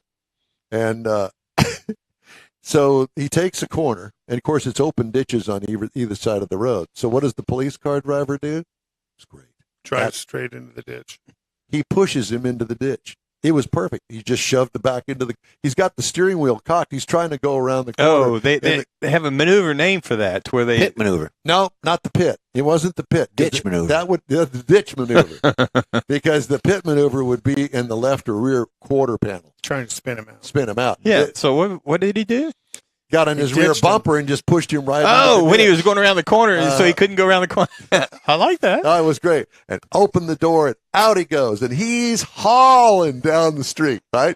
And here are the other two. There's 2 cops, and they're going after him. They're just running and running and running, and they're catching up with him. And then when he gets close, he does one of these. I said, it's a Super Bowl move that he's making out here. Super Bowl weekend. And man, I don't know. I would imagine that pretty much the front side of his body had some road rash on it after they tackled him out there in the middle of the road. It was great. You know, I always wonder when you see things like that, I'm thinking, here's this 20, 25-year-old kid or whoever. He was. Out Yeah. running the donut and he's out here masters. running in his tennis shoes, and here's these policemen that have got 40 pounds worth of gear, and they're bulletproof and their belts and all this, and they're chasing him down. I'm thinking, how sad is that for this guy that's so out of shape that they can catch him? Yeah. It was an interesting day. Lots of fun on that. Did you get to chase the ambulance when the kid stole the ambulance? Yes, I did that too. You were up in the air quite a bit this past week. I was. Yeah. Anyway, Speaking of up in the air quite a bit, let's talk to Woody. Woody. Woody. Fellas, how you doing? Well, you sound you're a long way away from the microphone there, my friend. You sound like That's better. A little better? Yeah, it's a little bit better because you sound like you're in the commode. Well, let me open the door right quick. All right, whatever you'd like to do. So Michael Wooding is with the company called the Auto Appraisal Network, and he does appraisals, loss, whatever they call it, Diminished value, insurance appraisals. Prior to loss. Yeah, prior to loss. All types. Yeah. And he always posts, at least most of them anyway, the appraisals that he does. And But he doesn't put the numbers up, but he talks about the types of vehicle, vehicles. yeah. And I will tell you, Conrad and I both said the same thing. You know, and You should have put that Ferrari back in the garage and closed the door. dude, I don't believe. Actually, that's the first barn find Ferrari I've ever done. Well, hopefully it's the last because What I'll was it, tell you what, a that thing. 412? It was a 365 GT4, 12-cylinder front engine, 4-seat Ferrari. It was ugly as the day is long. The barn was worth more Well, money. did you see those seat covers? Yes. Yes. Actually, Don ordered a set from J.C. Whitney. Yeah, is that right? Oh man, it looked like a bedspread to me from 1920s. It looked like four dead cats sewed Well, together. that's why it was appealing to Don. We ripped a little bit of it off, and the leather underneath was actually in pretty good shape. But let me tell you the backstory on that particular car. Please do. This lady and her husband up in the Spring area owned a storage facility, warehouses where Yep. you could park a car in it or put whatever you wanted in it. And the car was put in there in 1987. And they paid rent on it all the way up through 99, but never came and touched the car or opened the door or anything. And then they just all of a sudden quit paying.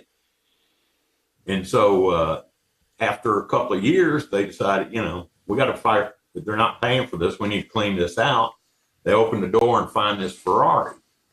So they pull the thing out and they call the DPS to come look at the car. And DPS says the car was stolen. Uh-oh. Okay. So they checked into it and they found out that the insurance company had actually paid off on the car back in 87. And now that insurance company's out of business. So the DPS said, I guess it's your car. Finders keepers. And just gave it to them. So they were trying to ascertain what kind of value it might have. And I haven't got the appraisal back from corporate yet, but I figure it's going to be pretty low. Yeah, but it's still better than that's a car zero. You can take the body off of and use the engine and chassis and put a rebody it. So Yeah. I've got an there's idea. actually people that'll buy things like that. Tub So, it out. but anyhow, it's been an interesting week. I also got up in the Woodlands and met with an older gentleman that's retired and moving to Seattle to be near his children. And he had a baby blue 56 or 57 T-Bird with the hardtop, porthole window hardtop, Yeah. rack and pinion steering upgrade, and air conditioning. And the car was in pretty good shape. It had a little nick or two on it here or there, but overall it was really nice. Brand new top, the whole bit. And then he brings out the second car he wants me to appraise, and it's a 1972 240Z that he bought brand new. A cool car. And when he bought the car, he took the original wheels off, put them in a box, and bought some aftermarket hot rod looking rims to put on the car. So he had the original rims in perfect condition in the box, 44,000 miles on the car, one owner. Man. Wow. So I That's a told 70. him right then when I was looking, I said, I don't set the price here. Corporate's going to end up setting the price. But I can tell you, I'll almost bet that Z is worth more than that Thunderbird. And sure enough, the Thunderbird came back at like 50,000, and the Z came back at 58,000. Wow. So That- I was really, How are you not tempted cars to? and- How are Go you ahead. not tempted to try and buy some of this stuff? I mean, I know it's a lot of money, but somebody like that, he's wanting to move. How do you not try and buy it? Well, you guys did a lengthy interview with my friend Michael Kane. Right. And so I introduced Michael to this fella. And when I do run across those situations, that's what I try to do, because Michael's such an honest and good dealer. And that's hard to find these days, But I turned Michael on to him, and he's going to consign the cars with Michael so he can move on. Oh, very good. So it's still open market. It's just not any individual that you know. Right. And the other thing that's been on my mind here lately, I don't know if you watched any of these auctions in January, Kissimmee and so forth, but some of these people with money are pushing this hobby away from the average Joe. You bet. Totally agree. Yeah. And they're misleading them in a way. You'll see a LS6 Chevelle come by at $150,000, $160,000, and so they think their 7454 is worth $150,000, $160,000, and it's not. It's not an LS6. Those are a rare car. So there's a lot of people that aren't really in the big know look at these cars and just think they're overvaluing their cars by a long shot. And they're doing it based on what they see in these auctions. And the auction the auction You get prices. two guys together that want a car, they can push it. I seen a Blazer go for $250,000. A 75 K5 Blazer. In the fall this year in the fall's auction, the car will be back on the block. Yeah. You bet. And that's just ridiculous It is. numbers, especially for the common Joe like myself that just can't afford something. But don't you think that that's going to fix itself when that guy goes to resell the car in a few years after he's done with it? And absolutely. And he's not going to get anywhere close to half of what he paid for. Going to reset. That's a fact. Well, and the other thing is you're looking at some of the what I'll call the resto mods are going at values higher than an original 63 Corvette Fuelie might be a $300,000 car, and then you look at somebody who took an original 63 Corvette and resto modded it, put an LS7 and all this other stuff, and that one goes for $400,000. That imbalance of the resto mod versus the all original car is out of whack as well. Well, and that's where it's going. The perfectly restored original cars are just going into collections. They're not being driven. Yeah. Where the resto mod, you can take that thing and drive it like you do your daily driver. Art Morrison chassis, a LS7 engine out of a new Corvette, 6-speed or 7-speed or 8-speed automatic transmission, air conditioning, rack and pinion. It's like driving a new Cadillac. Michael, we've kind of talked about these, some things here. We got 2 or 3 different ideas on it, but some of it seems like the higher these prices go, the smaller that audience of actual real buyers. I mean, we can sit here and look at it and say, oh, yeah, that's cool. That one got $300,000 for that or $200,000 for that 69 Mach 1. But the actual buyers, don't you think that as those prices go up, that scope of buyers, real buyers gets smaller? Yeah, buyer pool gets smaller. That's it. Somewhat. But, salaries today for educated people are way higher than what they were when I was 40 years old. I was making 100,000, thought I was doing great. Now at 40-year-old, people are making $250 a year, $300,000 a year, depending on what they do. Yeah, but a dozen eggs cost $20. The money's out there. That's the problem. It's not as small as you think it is. Yeah, but maybe so. Maybe so. Which way do you think that the resale market is going? Where you go and do these appraisals all the time. And I'm not talking about late model cars, lost and all that stuff. I'm talking about really collector type cars the 69 Camaro Z28, whether it's an original or it's a resto mod, doesn't make any difference. Where is all of this going? Because to me, as you mentioned, the resto mod thing seems to be really picking up steam. Somebody buys an old, real junker of a 69 Camaro, then they put a lot of money into it, turn it around, put new floors in it, maybe even a chassis in it, a late model engine, and they wind up selling it if they don't drive it themselves. What is, besides the market itself, where is the popularity going? People ask me that question all the time. What's the next collectible car and so forth, and I always give the same answer. Look at the high school parking lot 40 years ago today, and what cars were hot in the parking lot, and that's where you see the cars that are rising the most in value. Trans Am, 77, 78, 79 Trans Ams. Buick GNXs are bringing $200,000. A low mileage example. 887. The early Camaros, the 2000s, 2001s, 2002, they're headed up in value. So it's what, and I don't know if you know it or not, but I've got my wagon up for sale over at Michael. You do? Yeah. Why? I do. Well, if I get what I want for it, I'll sell it. If I don't, I'll bring it back home. Stupid money. That's what he's selling it for. But, and I'm asking pretty serious money for the car. So, well, you obviously are asking the price that you think that it will get. Yeah, because wagons do pretty well. I love wagons. They're kind of still up in the marketplace. And so I thought the timing was right. Put it in a barn and then come back out a year later. What's that? Put it in a barn and then a year later have it a barn fire. Well, that's the worst thing you can do to a car is let it sit for a year. I tell everybody, if you got to have a collector car, fire it up, drive it around the block once a week if you don't do anything else with it. Well, that's I told you the story about the Porsche guy here in town with the huge Porsche collection. Mm-hmm.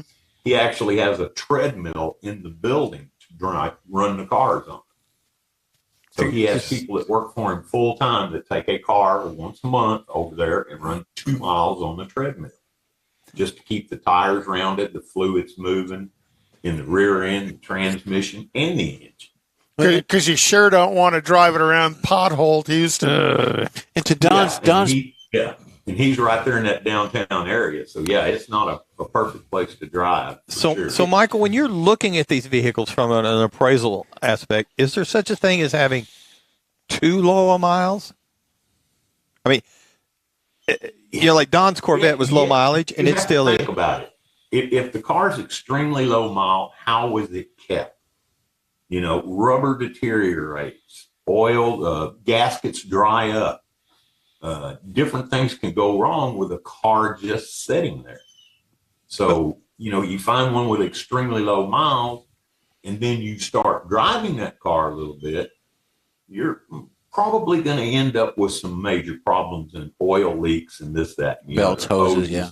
Hoses bad, brake lines bad, just because of the moisture in the air. Now, if they're kept in a climate-controlled building, the doors are opened, it's aired out every once in a while. It's maybe driven once a month or, for a couple of miles, and it's only accumulated 6,000 miles in 20 years.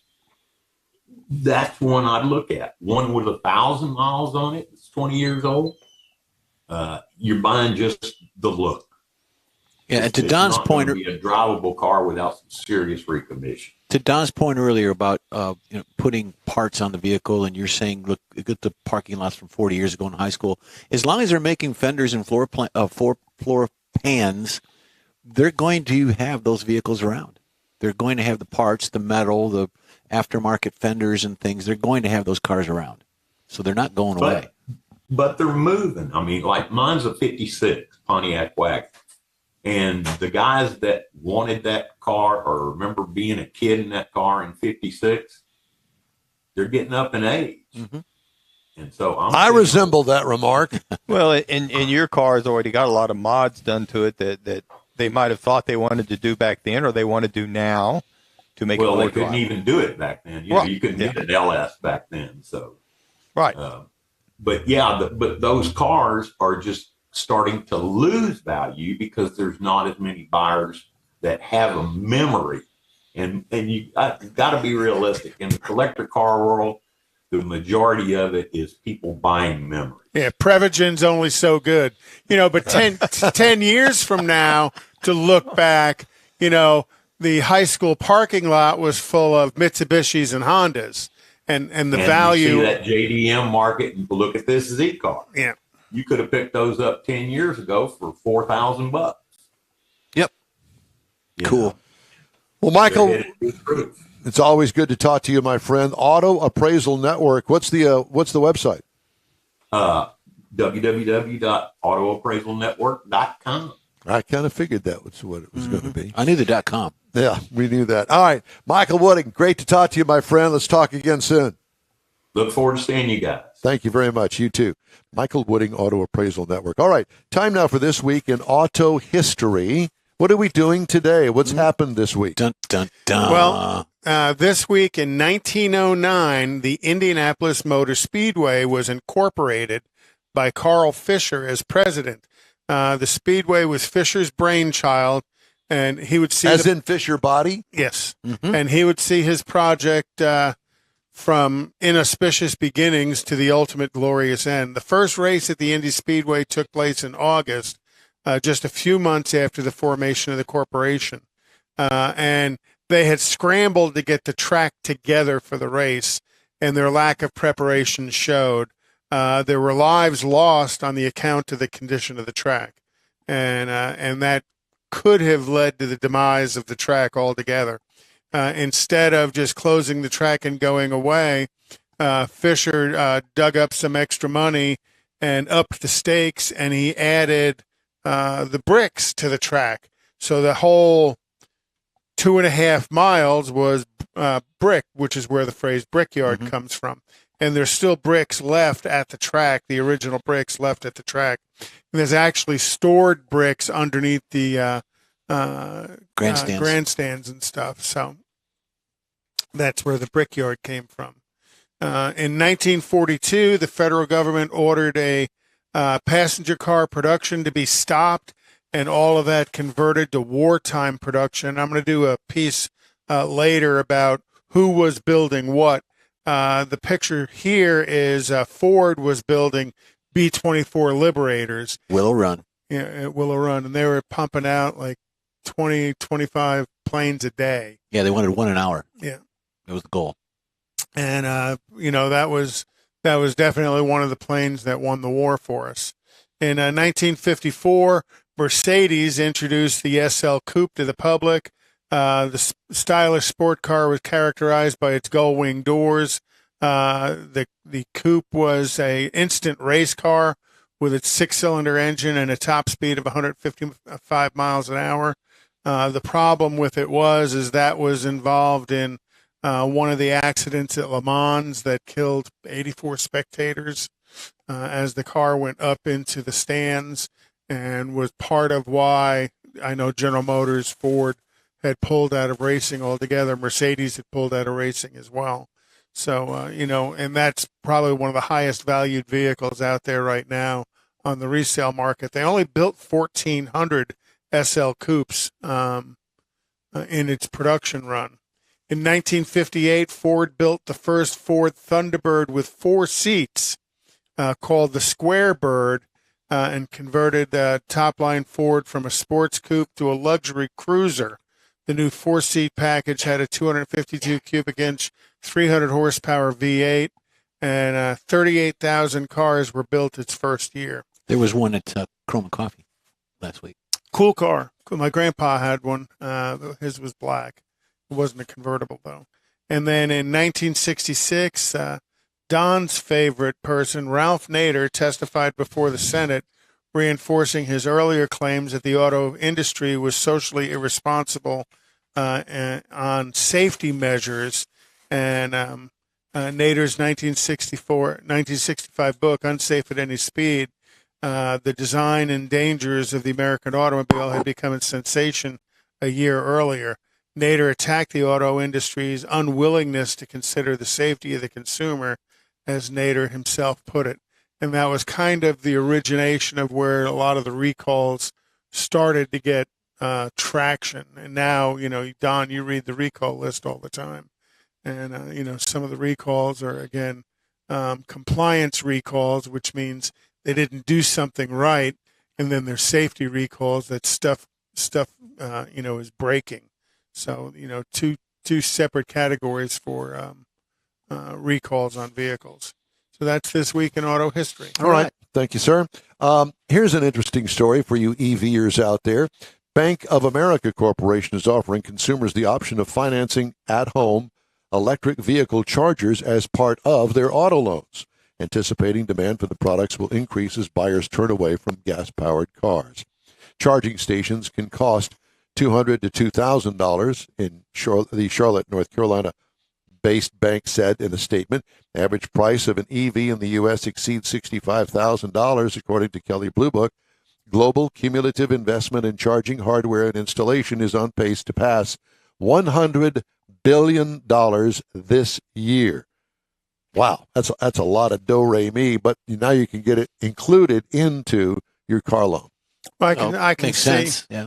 I can see electricians specializing in installing EV charging stations at your house. Well, you've got the things to charge your home when the power goes out. Right. The reliability of the electric vehicle charging network is getting worse, with at least 1 in 5 charging attempts by drivers failing last year. I was part of that. I tried to get a vehicle charged up here at EVgo and couldn't do it. Many charging stations are aging, lack routine maintenance, and face software hiccups. Number of failed charging attempts climbed steadily from 15% in the first quarter of 2021 to 20% in the first quarter of 22 and rose to more than 21% by the third quarter, according to J.D. Power's Electric Vehicle Experience Public Charging Study that was released this past Wednesday. So for all you charging station suppliers out there, get it together, brother, because people are ticked off. So you heard Ferrari has announced it is going to release its first fully electric Ferrari the summer of 2025. Okay. That'd probably be a fun car to go for a ride. I would imagine so. Yeah, but you can only go for about 20 miles in it because all the power's doing. And the Lyriq, you can't get a Lyriq until 2025. All right, the In Will Time Car Talk Show will be right back after this quick break, so stay with us. Tailpipes and Tacos, Houston's premier car cruise in return, Saturday, April 15th to the Lupi Tortilla Tex-Mex in Katy, 8 to 11 a.m. Bring your hot rod, classic, resto mod, or any other vehicle you'd like to show and compete for one of 3 highly coveted chili pepper trophies. This April 15th kickoff event is one you'll want to put on your calendar because 100% of the money you donate for the free tacos will be given to God's Garage. You heard right. Free tacos. Whatever you decide to give, all of it will be given to God's Garage and matched by Lupi Tortilla. God's Garage gifts vehicles to single mothers, widows, and wives of deployed military in the greater Houston area. In fact, the Garage will gift a vehicle to a mom in need at this special event. Be sure to attend the next Tailpipes and Tacos Cruise In, Saturday, April 15th, 8 to 11 a.m. at the Lupi Tortilla Tex-Mex in Katy on the Grand Parkway at Kingsland Boulevard, just south of I-10. Free breakfast tacos for any donation to God's Garage. It'll make your heart and your belly feel good. You own a car you love. Well, why not let Gulf Coast Auto Shield protect it? Houstonian John Gray invites you to his state-of-the-art facility to introduce you to his specialist team of auto enthusiasts. We promise you'll be impressed. Whether you're looking to massage your original paint to a like-new appearance, apply a ceramic coating, install a paint protection film, nano-ceramic window tint, or new windshield protection called ExoShield, Gulf Coast Auto Shield is where Houston's car people go. Curbed your wheels? Instead of buying new, why not have them repaired? How about a professionally installed radar detector? Gulf Coast Auto Shield does that too. Get a peek inside the shop and look at the services offered by getting online and heading to gcautoshield.com. Better yet, stop by their facility at 11275 South Sam Houston Tollway, just south of the Southwest Freeway, and get a personal tour. Gulf Coast Auto Shield is your place to go for all things exterior. Call them today, 832-930-5655 or gcautoshield.com. The award-winning In Wheel Time Car Talk Show is available on the most popular podcast channels out there in 30-minute episodes. We realize our 3-hour live show can be difficult to catch in its entirety, so now you can listen every day to a convenient, fresh 30-minute episode. Check us out on Apple Podcasts, Spotify, Google Podcasts, Amazon Music, and Audible, along with a dozen more. In Wheel Time has the most informative automotive guest interviews and new car reviews, along with popular features including Conrad's Car Clinic and This Week in Auto History, along with automotive news headlines. Our live broadcast airs every Saturday, 8 to 11 Central on InWheelTime.com, the iHeart app, and on YouTube. Be sure to say hello when we're broadcasting from the Tailpipes and Tacos Cruise-In, Autorama, and the Houston Auto Show, among others. Now, it's easier than ever to hear about all things automotive all week long. You're invited to join fellow car enthusiasts in becoming part of the ever-growing In Wheel Time Car Talk family. Don't forget those 30-minute podcast episodes on your favorite podcast channel. It's your go-to place for entertaining car talk. The In Wheel Time Car Talk Show. Just ahead, Vinny Tortorella, Muscle Cars of Texas down in Alvin's, going to join us. Jeff has a feature on Elvis cars.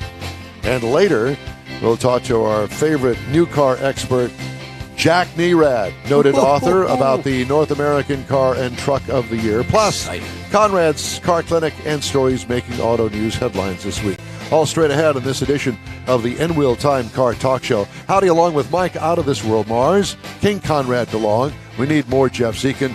I'm Don Armstrong. Glad that you could join us on this Saturday, as we always broadcast on our wide-ranging network, our global network. Millions of To our people. worldwide audience. Exactly. Yes. With millions of Just like the wide world of sports. Remember the guy that got off of the ski ramp and fell, and we saw that's that. the agony of defeat. That was the agony of defeat.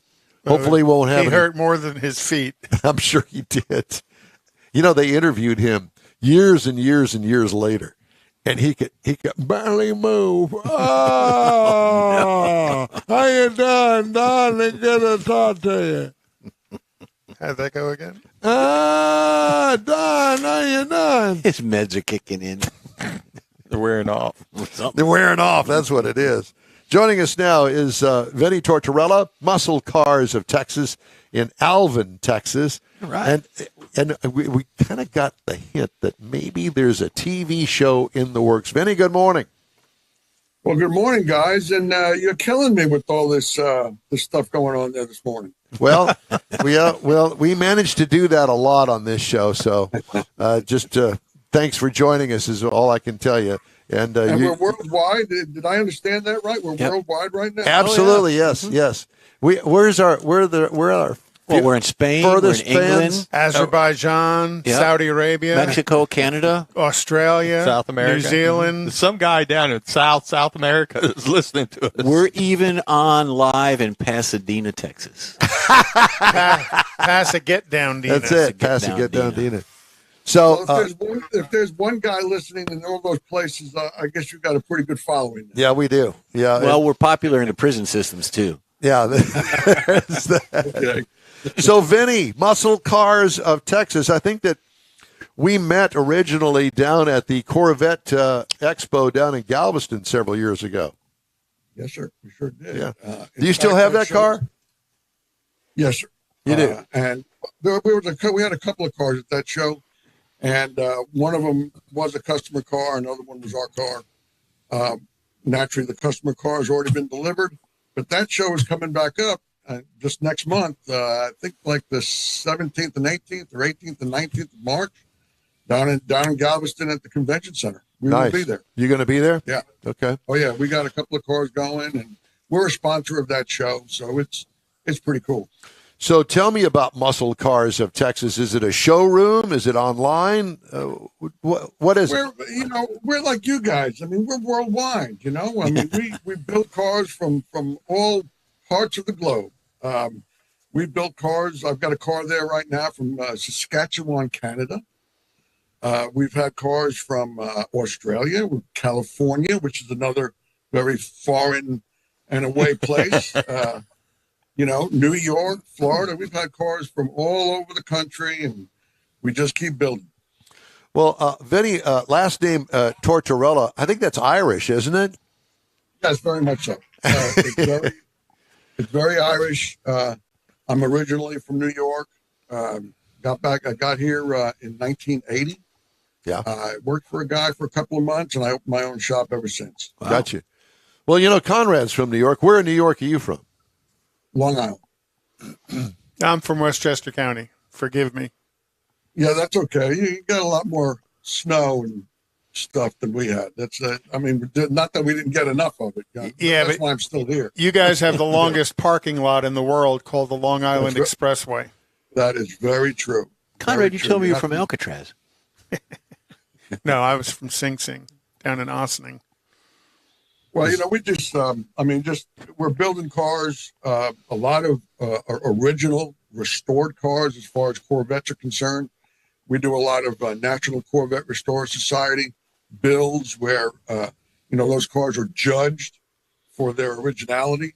And then on the other side of the business, we do a lot of resto-mod, a lot of, high-end LS, or we've got a 69 Mustang that we're building right now with a 427 in it, fuel injected, 650 horse, 6-speed, vintage air and electric windows. How do you get that big motor in that little bitty engine compartment? What do you got to cut it up?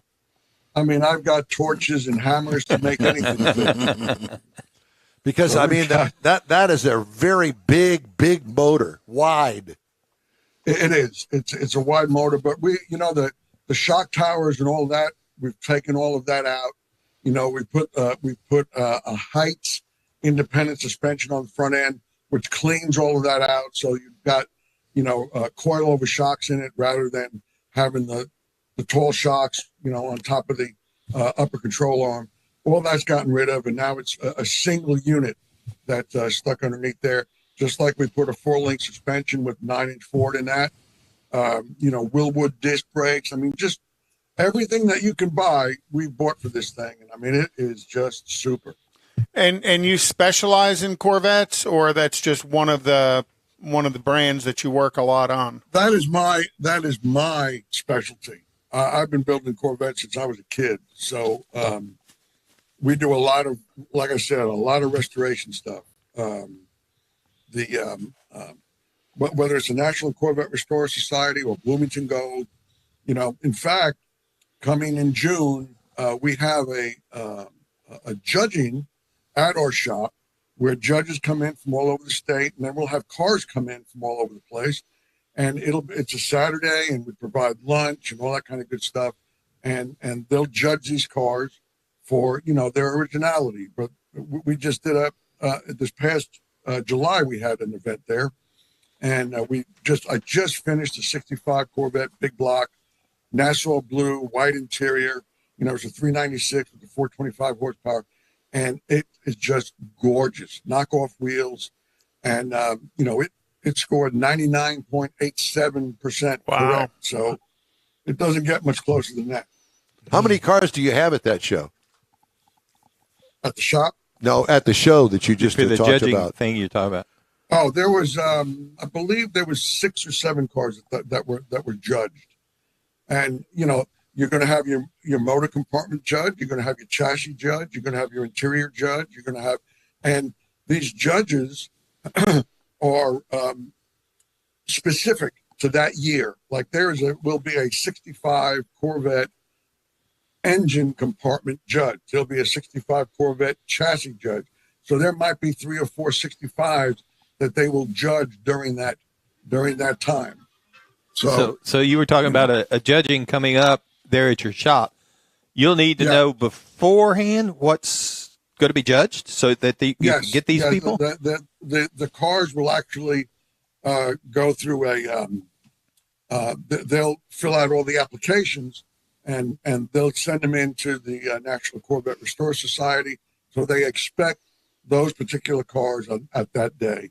And those judges will show up for that. Okay. Yeah, they make sure they're qualified. They're far enough along to be involved in that at that level. Exactly. Interesting. So if you're building cars for that type of judging, when those judges show up, they know that intake bolt is supposed to have this identification marks on top of it, and it's they're kind of anally specific about having the correct stuff. Where do you go fill your inventory with that correct nut and bolt stuff for the future restorations you're doing?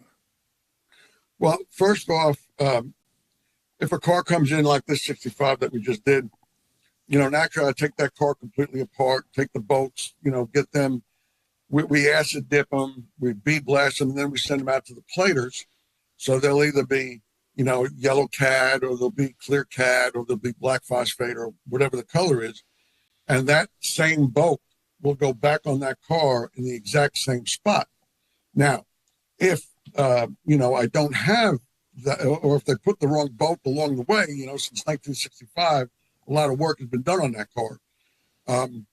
I go to swap meets, or there's a buddy of ours that has a place up in, by the airport, and he's got, he takes cars apart and he sells the parts.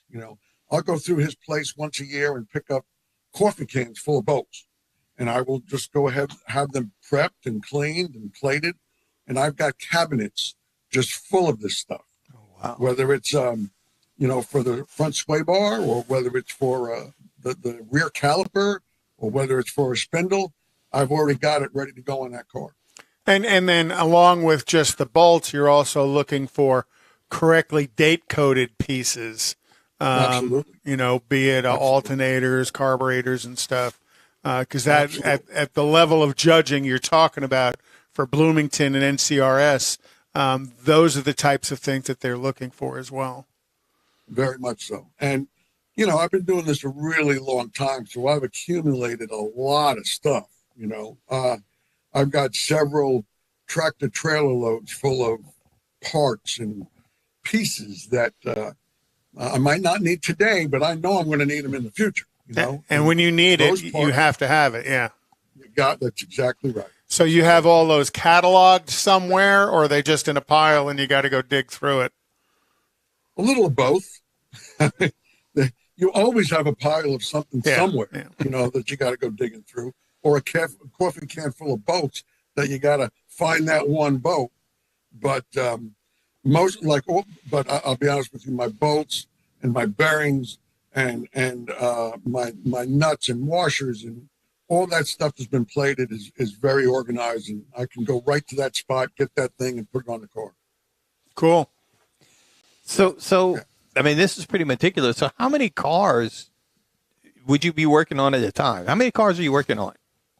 Right now, we've got 20 projects in process. Some of them are resto mods, and I've got 1, 2, 3, 4, 5. I got 6 original cars being built right now. And, I'm basically the Corvette guy. So as far as the Corvettes are concerned, my time is spent on just doing that. The rest of my crew, I've got 5 other guys that are working the back, and whether it be mechanic or body work, the Mustangs and the Chevelles and the T-Birds. We got a 66 T-Bird in not too long ago. And we just took in a 34 Plymouth Roadster, and there are 54 cars on the lot right now. So we are extremely busy, but, we're really good at what we do. So, it's just par for the course. So how long, just on average, how long does it take you to do a car? A long time. Sometimes, and to be honest with you, it used to be 9 months or a year to do a complete frame off restoration. But, with the part situation with COVID, COVID shut down a lot of guys. And there were months that I was at the shop by myself because, the guys didn't want to come in, or there was an issue. So, a lot of things didn't get done. But there again, like you were talking about, if I don't have a date-coded intake manifold and I got to start looking for one, it could take months. Oh, yeah. And months. We were doing an 80 Corvette, which we just delivered, and it took me 9 months to get a set of door panels for that car. So, if we had all the parts sitting there, it goes real easy. But once you start looking for stuff and having to order stuff, it really starts to take up some time. And that's where your big truckloads full of parts sitting there waiting comes in handy, because you don't have to spend all that time looking for that single bolt for that intake. It really does. And the issue with that is that those parts are basically C1 and C2 cars. So your later cars, C3s and 4s, I mean, I don't have very much for, so those are the kind of things that, like I said, 9 months for a set of door panels. It's just that I didn't have them in stock. Vinny, who does your engine work? Well, we have several different places, depending on if it's all original or if it's a hot rod motor. If it's a hot rod motor, there's a place called Proformance in Florida that we do. We just got back our Hemi motor. We're doing a 69 Roadrunner 4-speed Hemi track pack car, one of 12. Very original car. We just got that motor back. It took them 18 months to get a set of cam bearings for that motor. Oh, wow. So, yeah. So you know how long that, you get the cam bearing, then we get and now the customer just put it together. So we're in the process of finishing it up. The body's done, the interior's in. So that's going to be a very cool car. Very, very cool car. So when you get a customer that's interested in what we call a resto mod car, do you try and coach and counsel them on using the correct base car for a resto mod so that they don't pick a rare car to resto mod? Well, you know how they say the customer's always right? Because they have the money. If they can write the check, we can build the car. I mean, it's just the nature of business, and we are there to build cars, and we are there to, create dreams for some of these folks, but at the same time, I got to keep my doors open. And if they bring us, a 49 Studebaker and they want to resto mod it, we will resto mod it. But if they brought you a 63 Fuley Corvette, would you try and counsel? Would you try and counsel them on just getting a 300 horse 327 instead? Absolutely. Absolutely. And, there again, we have at the shop, we have several of those kind of cars. I've got a 63, a 340 horse car, a one owner car, never wrecked, wow. All original, Survivor. It's got like 36,000 miles on it. That one's for sale if somebody's interested. Do you have a showroom? We have, we're so busy. The showroom has become very compact, with other cars and things that we've put in there. But we have staging areas, we'll have these cars available for people to see. I have another 63 Z06. And, Z06s are bringing rain today, as much money as they're bringing, which we're looking for a partner on that car. If somebody's interested in, coming up with some money, we can partner on that car and build it. And the last one we built, we brought to Mecum about 3 years ago, and it sold for the highest price of a small tank car ever. I mean, it sold for $440,000. Wow. That car today is in Beverly Hills in somebody's, air-conditioned garage, which is very good. So if I walk if I walk into your shop, I couldn't buy anything off the floor? Absolutely. You could buy anything you want off the floor. I mean, we got plenty of floor space. But, I've got another 66 big block. It's a 390 horse car with air, original. That's a two-owner car. That car took a little hit in the front, and we left it that way only because it's a Survivor, two-owner car. That's got, I think, 56,000 miles on it. Original Survivor, everything is original on the car. So, we've got a bunch of stuff. There's also a 73 Corvette out there available. There's an 80 Corvette out there that's available. So we've got a few things. So for our listeners viewers that are watching this morning, it's Muscle Cars of Texas online. Yeah, we've got Facebook and Instagram and website and all sorts of good stuff out there. Yeah, YouTube. And can you make a good cigar suggestion? Absolutely. I just so happen to have one with me right here. This happens to be a CAO Brasilia delicious. My favorite. Oh Okay. man, Yeah, you don't have any white owls, do you? That was a long time ago for white owls. Yeah, Don lived that long time ago. Yeah, that's it. Well, I'm a pretty old guy myself, and just a short story. My father used to own a candy store in Valley Stream, Long Island, and we sold white owls and cigarettes and candy. I mean, all that kind of stuff. So when you mention white owls, that brings me back to a long time ago. yeah. My favorite cigar is they're called It's a Boy. It's a boy cigar. Vinny, it's great talking to you, my friend. Thanks so much for spending the time with us this morning. And I've posted Don't forget, your Muscle Car yeah, Texas. I posted your website on our social media. Thank you so much, guys. It's been a pleasure. You Thank too. you. Yeah, see you soon. Galveston. All right. Well, hope to see you down there. Very good. Vinny Tortorella. All right. Jeff's got a special feature for us. Been Yep, looking forward to this all morning long, as a matter of fact. Jeff has selected a certain number of Elvis cars. And from what I understand, he had once he became famous, about 25 cars. Yeah, before 25, 35, depending on what. Yeah, if you give want to them call away. it his car Yeah, or not. his car. Yeah. So I selected some because not all of them were Cadillacs, and he was very big on the buying a Cadillac and giving it away.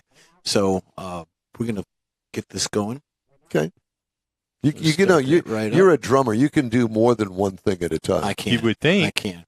So this first one is a 41 Lincoln. In the early 50s, Elvis bought his first car, a 41 Lincoln. But back in those days, Elvis was a truck driver. We all knew that before he became famous. So he bought a secondhand Lincoln, and it was all he could afford. It wasn't reliable. So Elvis used to tell all the reporters and folks that he knew that he pushed the car more than he drove it. Yeah. Gosh. And his next one that he got is a BMW. It's a 507. In the late 50s, Elvis entered the U.S. Armed Forces, where he went to Germany. He was already world famous because of his singing. He enlisted in the Army, so his treatment was a little bit better than the rest of the soldiers. When he got to Germany, the first car was a VW Beetle. Soon, he leased the white BMW 507 Roadster. Elvis wasn't a good manual transmission driver, but he loved the lines of the Roadster. He traded the white one in for a red one with an automatic transmission. He wasn't a very good stick driver. Not at all. Play guitar really Today's millennial. well. Today's millennial. And the next one he had in his collection was a Rolls-Royce Phantom 5. Immediately after his discharge from the Army, Elvis signed a new contract, so he treated himself to a new car, which was the top of the line Rolls-Royce Phantom 5. Colonel Parker let him spend that kind of money. Well, I guess he did. The car was the most expensive luxury limousine money could buy in the 60s. They delivered the Phantom straight to Graceland. It's not the only Rolls-Royce Elvis owned, but it was his first. Elvis must have liked the Rolls-Royce because he bought a Silver Cloud shortly after that, which as a limousine, that was a pretty expensive car back then. And of course, who could forget the 1962 Ford Thunderbird? Presley was an impulsive shopper because when it came to cars, that's what he liked to do. So it's not strange that he bought a 62 Thunderbird Roadster as soon as he saw one at a Memphis area dealership. In 62, the Thunderbird was one of the most interesting American luxury models, and its rocket-inspired styling and powerful engine is what Elvis really thought was, the cat's meow back then. Can we say that? Yep. Mercedes 600 is this next one. One of the rarest European luxury sedans was the legendary Mercedes 600. Elvis bought it in 70. In those days, the Mercedes 600 was the choice of dictators, world celebrities, and most famous rock stars, so naturally, Elvis had to have one. Although the car had a California license plate, fans often saw him driving this vehicle around in Las Vegas. So he did drive it, and that's where he took it, Las Vegas.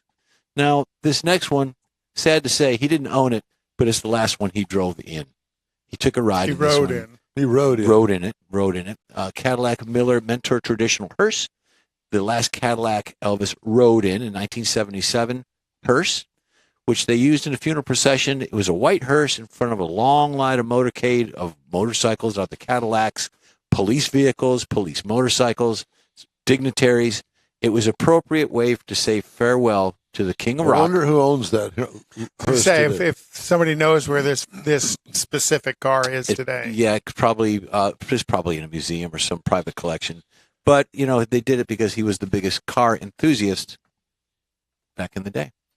George said that Graceland had quite a good car museum there. Yep. Of various Elvis cars. As a matter of fact, the when I visited there, and that was probably about 1980-ish, the only time I've ever been there, they had the pink Cadillac was outside under a cover. Mhm. But it was outside. You can go and look at it if you wanted to. I don't know what they've done. I'm sure that they've done a lot since then. He owned a 66 Mustang. He had it for a short time and gave it to a neighbor or something because he didn't like it. He just bought it on impulse because that's what he would do. He had a lot of Cadillacs. He had a lot of Lincolns. And he gave his mother several Cadillacs. Well, I think. there's one that he bought for the band, a big Fleetwood Cadillac for the band, and it caught fire. Destroyed it, so he bought another one. I've been there twice. Once we did tour, but when I was a kid, and I'm talking about like 14, 15, we went there to see an uncle. So in other Elvis was words, probably still alive. Yeah, he was stood still outside alive. the gate. The gate was open. No, I got pictures of us on the front steps. We were too scared to ring the doorbell in case somebody answered. We thought we were just drove in, we'd get some pictures and leave, but we should have. I wish we'd had enough guts to ring the doorbell. But the gates to Graceland was open. Then he probably wasn't there. Well, that's what we kind of thought, but we were afraid they'd call the cops on us or something. So Was it the famous gate with the music notes on it? Yeah. I got pictures of it out there. We're standing right there by the door with the big white columns and stuff, and it was. I've been to Graceland. Mm-hmm. You have? Yep. Found a rock in the little rock wall out front. Was kind of loose, and I was sitting there working on it, trying to see if I could get a rock off the rock wall at Graceland. I didn't. If you did, you would have been a rock star. Yeah, just like Elvis. Hey, the In Wheel Time Car Talk Show is available 24/7 through the iHeartRadio app. Just look for In Wheel Time Car Talk. We also video stream on Facebook, YouTube, and InWheelTime.com, and podcasts are available at your fingertips on over a dozen of the most popular podcast outlets around. The In Wheel Time Car Talk Show continues right after this quick break. Tailpipes and Tacos, Houston's premier car cruise-in returns Saturday, April 15th to the Lupi Tortilla Tex-Mex in Katy, 8 to 11 a.m. Bring your hot rod, classic, resto mod, or any other vehicle you'd like to show and compete for one of 3 highly coveted chili pepper trophies. This April 15th kickoff event is one you'll want to put on your calendar because 100% of the money you donate for the free tacos will be given to God's Garage. You heard right. Free tacos. Whatever you decide to give, all of it will be given to God's Garage and matched by Lupi Tortilla. God's Garage gifts vehicles to single mothers, widows, and wives of deployed military in the greater Houston area. In fact, the garage will gift a vehicle to a mom in need at this special event. Be sure to attend the next Tailpipes and Tacos Cruise-In, Saturday, April 15th, 8 to 11 a.m. at the Lupi Tortilla Tex-Mex in Katy on the Grand Parkway at Kingsland Boulevard, just south of I-10. Free breakfast tacos for any donation to God's Garage. It'll make your heart and your belly feel good. You own a car you love. Well, why not let Gulf Coast Auto Shield protect it? Houstonian John Gray invites you to his state-of-the-art facility to introduce you to his specialist team of auto enthusiasts. We promise you'll be impressed. Whether you're looking to massage your original paint to a like-new appearance, apply a ceramic coating, install a paint protection film, nano-ceramic window tint, or new windshield protection called ExoShield, Gulf Coast Auto Shield is where Houston's car people go. Curbed your wheels? Instead of buying new, why not have them repaired? How about a professionally installed radar detector? Gulf Coast Auto Shield does that too. Get a peek inside the shop and look at the services offered by getting online and heading to gcautoshield.com. Better yet, stop by their facility at 11275 South Sam Houston Tollway, just south of the Southwest Freeway, and get a personal tour. Gulf Coast Auto Shield is your place to go for all things exterior. Call them today, 832-930-5655 or gcautoshield.com. The award-winning In Wheel Time Car Talk Show is available on the most popular podcast channels out there in 30-minute episodes. We realize our 3-hour live show can be difficult to catch in its entirety, so now you can listen every day to a convenient, fresh 30-minute episode. Check us out on Apple Podcasts, Spotify, Google Podcasts, Amazon Music, and Audible, along with a dozen more. In Wheel Time has the most informative automotive guest interviews and new car reviews, along with popular features including Conrad's Car Clinic and This Week in Auto History, along with automotive news headlines. Our live broadcast airs every Saturday, 8 to 11 Central on InWheelTime.com, the iHeart app, and on YouTube. Be sure to say hello when we're broadcasting from the Tailpipes and Tacos Cruise In, Autorama, and the Houston Auto Show, among others. Now, it's easier than ever to hear about all things automotive all week long. You're invited to join fellow car enthusiasts in becoming part of the ever-growing In Wheel Time Car Talk family. Don't forget those 30-minute podcast episodes on your favorite podcast channel. It's the world's most popular In Wheel Time Car Talk Show. Just ahead, we talk with West Coaster and new car guru Jack Nerad about the Knack toy. Conrad will have the In Wheel Time Car Talk Car Clinic, and we'll have this week's Auto News. Howdy, along with Mike out of this world Mars, King Conrad DeLong. We need more Jeff Zekin. I'm Don Armstrong. So glad you could ride along with us on this Saturday morning here out of Houston, Texas. And visiting us all the way out there from the West Coast, our favorite new car guru, Jack Nerad. Good morning, Jack. How are you, my friend? Hey, guys. Great to talk to you. Well, it's great to talk. What a pleasure. It's always a pleasure. Well, it's same with us. And I see that, that place out there where you are hasn't fallen into the ocean yet. And apparently not yet. We had a little shaker, I think, since the last time I talked to you guys. We had a little earthquake, and it was centered not too far from here, actually, 10 miles out in the ocean, I think, but pretty much directly near here. So that gets your heart going a little bit. I often feel the earth move myself. Yeah, beneath your Lucky feet. you. Yeah. Jack, how are the gas prices out there? Hanging They're steady? high. They're not as high as they were at one point, but they're still super high. And I was just back in the Midwest. I was at the Chicago Auto Show, got back yesterday. And I think gas prices were about three and a quarter or something like that a gallon in Chicago. I think they're more like $4.50, $4.79 or something like that out here. Maybe $5, but down from where it was, but certainly higher than it was 3 years ago. I'm thinking we're paying about. Well, I did last week. $2.80, yeah. $2.88, somewhere in there. Yeah, it's kind of easing back up. Yeah, it has, but it still hadn't hit the $3 level yet. Well, that's not why we called.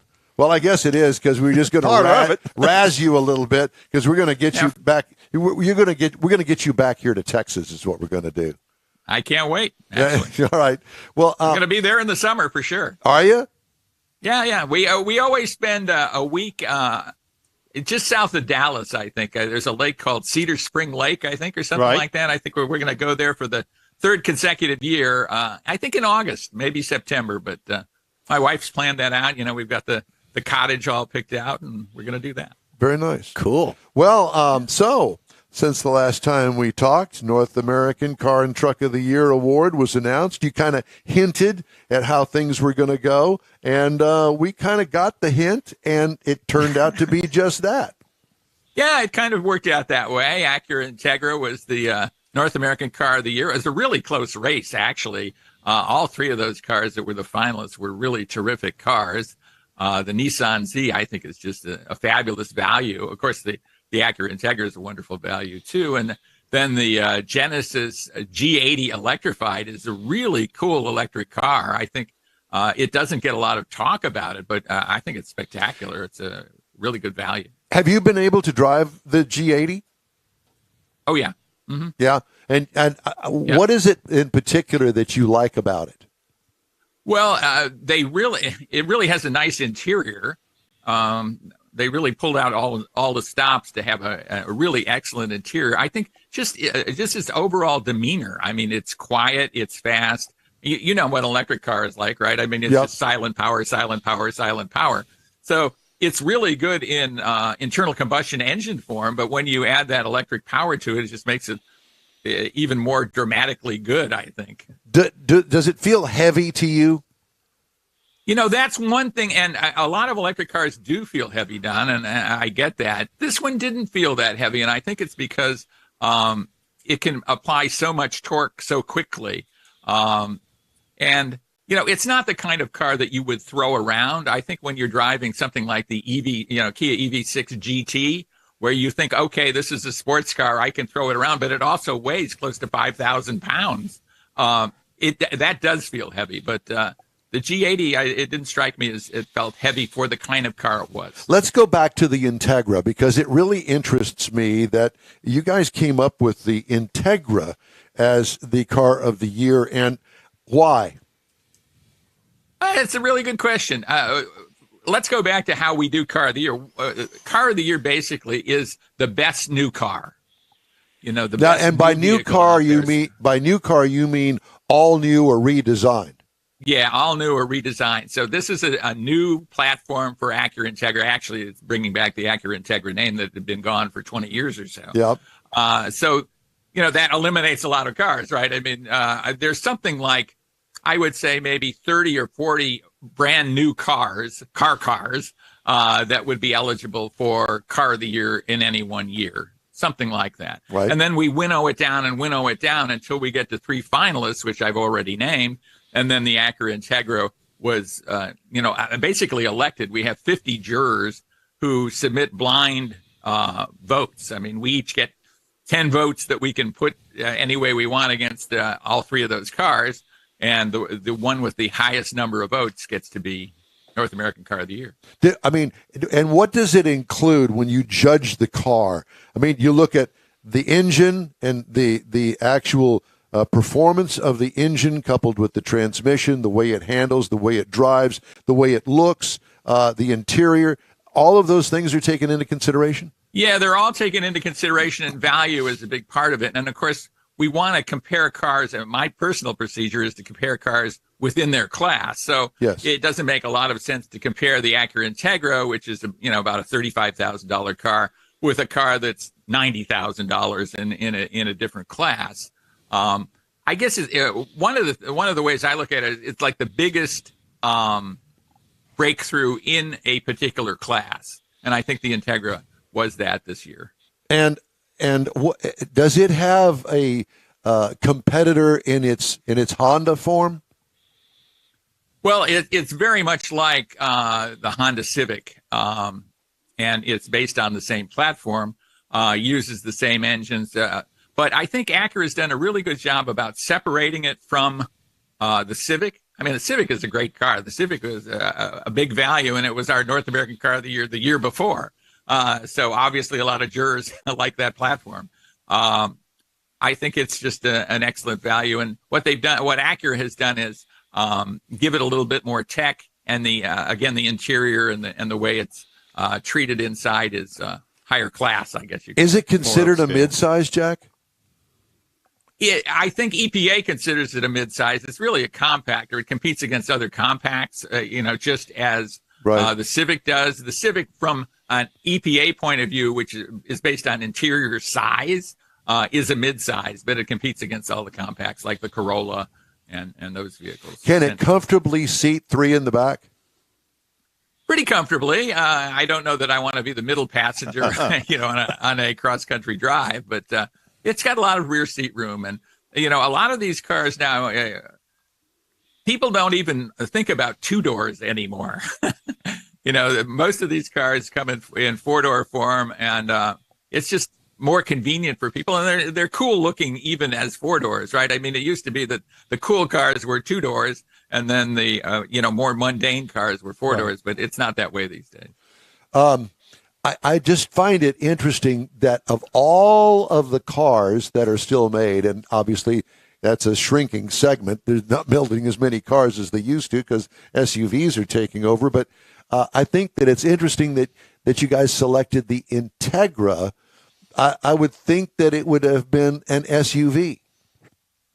Well, we have a utility category, so we did choose the Kia EV6 is the utility of the year. Gotcha. And again, it's one of those things where it's difficult. You could make the case really that the more important of them is the utility of the year, because more utilities are sold than cars are sold now. And then we have a truck of the year as well, the Ford Lightning. So we don't want to divide it up into like 20 categories. That doesn't make a lot of sense for people. And I think it's important to name, a fairly small number. But comparing, say, the EV6 to the Integra, it's apples and oranges. Well, clearly that Integra / Honda felt that there was still enough market out there that they could compete in it, and clearly they've won a major award with the Integra. I mean, just the award itself will sell thousands and thousands of cars. I think they're over the moon to have been awarded that. Like I say, it was a really tough competition with great other vehicles. So it's an important thing for them. And I think a real feather in Acura's cap, right? So, and I think Acura was pretty smart on their part to bring back a named brand that they had from the past that had a huge following that were calling for the next Integra as well. I couldn't agree more. I mean, previously that platform had been called the ILX, I think, and who remembers that, right? These alphanumerics or a numeric naming and alpha naming just has not played very well in the United States. And Acura had really great names, not only Integra but the Acura Legend. I had the pleasure of naming the Acura Legend the import car of the year, or the Motor Trend import car of the year, in around 1987, I think. Yeah. And it was a terrific car with a terrific name, and it had a following for a long, long time. So, Jack, for giving its English cousin the Sterling, whatever it was. Well, I drove a Sterling across the country. I drove it from New Hampshire to Southern California. I got to Santa Monica, about, I'd say 6-8 blocks from the Motor Trend offices, and it quit running. I pulled into a standard station and, made a phone call and said, hey, and I think they came and picked it up, and I never saw it again. Missed it by this much. Yeah. So when you've got 50 journalists across the United States, how do you get each of the journalists in the same model, brand, style of car that ultimately becomes the car of the year? I mean, that's got to be a feat in itself. It's difficult to do, and we test a lot of vehicles. Of course, really testing is going on now, and it's going on year-round. All of us are fairly prominent automotive journalists with good connections to get cars. Many of us go on a lot of vehicle events, so we're driving those. But it's really our job to drive all the contenders, and we do. We also have a drive week in Ann Arbor, Michigan, outside Detroit, in October. After we've named the semifinalists, we bring all of those vehicles in, and we have about a week-long ability to drive virtually all of those vehicles. There you go. That's back to back. I want to go to that. You just got to narrow it down a little bit. It's a great thing to go to. Absolutely. Yeah. You just have to become a prominent journalist. Yeah. I'm not prominent at anything. Well, there's that. Yeah, that's but another let's show. not even. That's another show. Yeah, that's the X-rated show that comes on after this one on the Black after midnight on the Black Network. But at any rate, Jack, I just I'm in awe of the job that you guys do and the selection process and how you manage to come up with these after driving so many vehicles, and you narrow it down in each category. When you start off, how many vehicles are there? I think typically there are close to 100 that qualify. So 100 new or significantly revised vehicles. In the truck category, we're a little more liberal about what's all new because there's so few trucks, all new trucks all the time. So, but certainly, Ford Lightning was all new and very, very cool this year. But then we, continue to narrow the field down until we get to vehicles that are really top notch. So how do you determine that field to start with? I mean, is that something you as an organization do, or? Yes. Okay. Yeah, so, we put together a list. We work with the public relations departments of all the car companies to get an idea of what's going to be new for the model year. Okay. And we put together this long list, a spreadsheet. Right. And kind of go from there. So then you've got a target. So your members and stuff that are on the board, the jurors, they know, okay, this is my list for this year that I got to get through. And then narrow it down. Yeah. All right. I wanted to ask you about what you think, and I've heard this several times now, that finally, that there are some manufacturers that are looking about an actual real compact pickup truck like the old Ford Ranger, like the Nissan Frontier. Yeah, the Chevy Love, that kind of small pickup truck, as opposed to the midsize that they now have. You heard anything about that? Well, we have a couple that are kind of like that. I think you could put the Ford Maverick in that category as a compact pickup truck on a front drive chassis to begin with. But it is really a truck. I mean, it's a quite a good vehicle. And then there is the Hyundai Santa Cruz that is a little sportier, but, it also has the pickup truck bed. So, but these are 5-passenger vehicles. They're kind of like a cross between a compact sport utility and a pickup truck. Well, see, that reminds me of the El Camino. Yeah. Yeah. In a lot of ways, they're kind of like that, except, of course, the Camino had just a bench seat or bucket seats up front, and it was basically a 2 or 3 passenger vehicle. These are 5-passenger vehicles. I really think that, and maybe it's because I'm an old guy, I think the traditional pickup truck style, 1 row of seats, is really cool. And I'd love to see exactly what you describe as, these vehicles that we used to see in the 70s and 80s. 70s mostly, and then into the 80s until, regulations kind of threw them out the window. Because I think they're very cool. Well, one of the things that I think of most often, and you still see them around, the old Ford Ranger driven by the pest control guy or the pool guy. Yeah. Those kind of guys, they need something like that where they can keep the chemicals outside of their living space as they're driving to the next event. Yeah, and I think the Ford Maverick and Santa Cruz do that to, at least some extent. I think the Maverick is probably more utility oriented. Yeah. The cool thing about that vehicle too is in base form, it's a hybrid, so the fuel economy is just through the roof. It's an incredible bargain, really.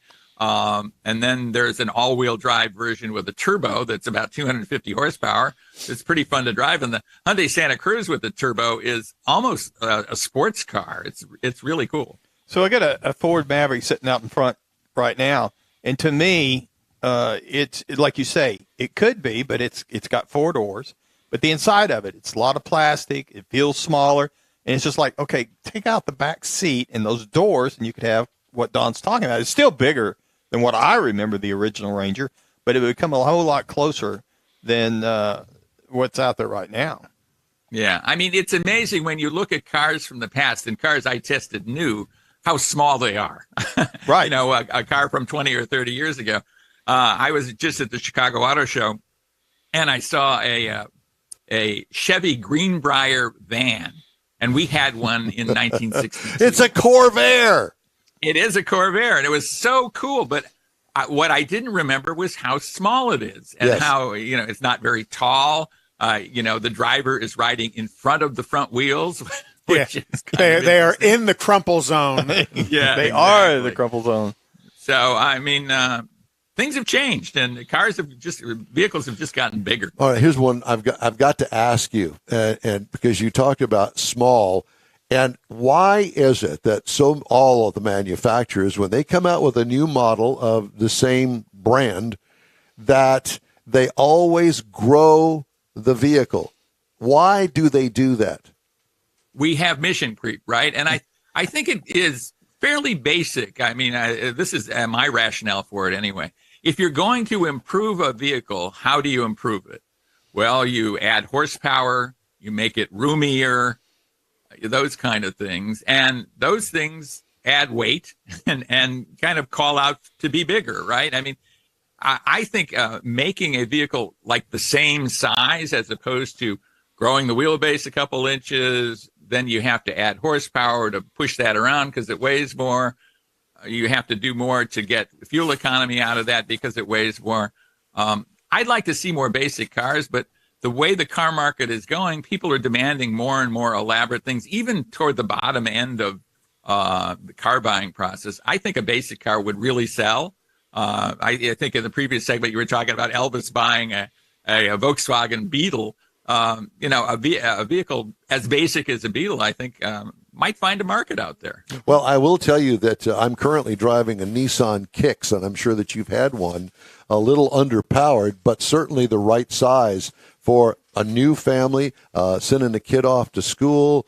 I mean, it's got all of the accoutrements that you would want. You can plug in your phone and do all that sort of stuff. $27,000 for a loaded up one. You can get into one for just a tick above 20 grand. I like it. I like the price point on it. And yeah, there's a lot of plastic hard surfaces in it, but that's okay with me. It gets me from A to B in a cheap way. Well, and it's easier to take care of whenever you got that market economically. Yeah. So what are you excited about this week, Jack, on the new car side? Well, I saw three really interesting new vehicles in Chicago. One was the all-new version of the Subaru Crosstrek. You know, that's been a giant hit for Subaru. Yes. I mean, it's such a massive hit for them. And the new one just looks terrific. I think they're going to sell a ton of them. Really excellent car. Toyota was showing their Grand Highlander. This is a Highlander with a real full-size third row, which I think is going to be a giant hit for them. And then Volkswagen has redone the Atlas and the Atlas Cross Sport. Those are vehicles I've liked a lot, and I think that they're going to be hits too. So, well, Jack, a lot of cool stuff from Chicago. No doubt. How are your Dance in the Dark sales going? They're going well. Thank you for asking. It's my crime book, and it seems to be going well. So, thanks for bringing I love the cover. Yeah. Thank you. Yes. Yeah.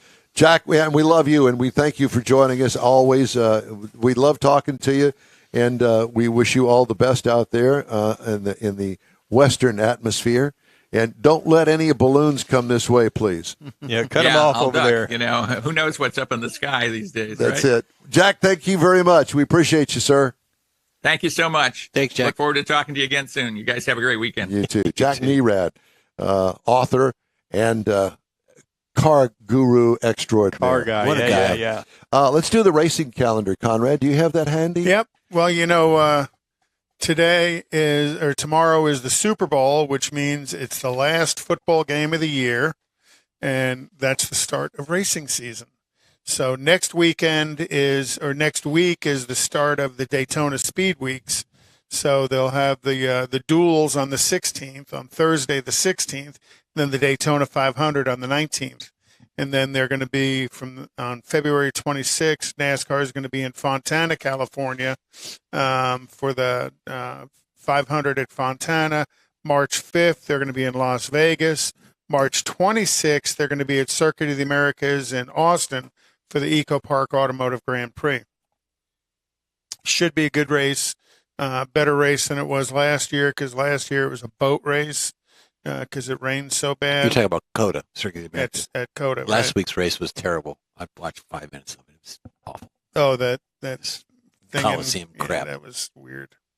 February 25th is at Formula One testing in Bahrain. What? And if you follow F1 at all, they're all releasing the new liveries for their cars this year and what they're going to look like. Yep. Still no finalized word on what Andretti Cadillac's going to look like.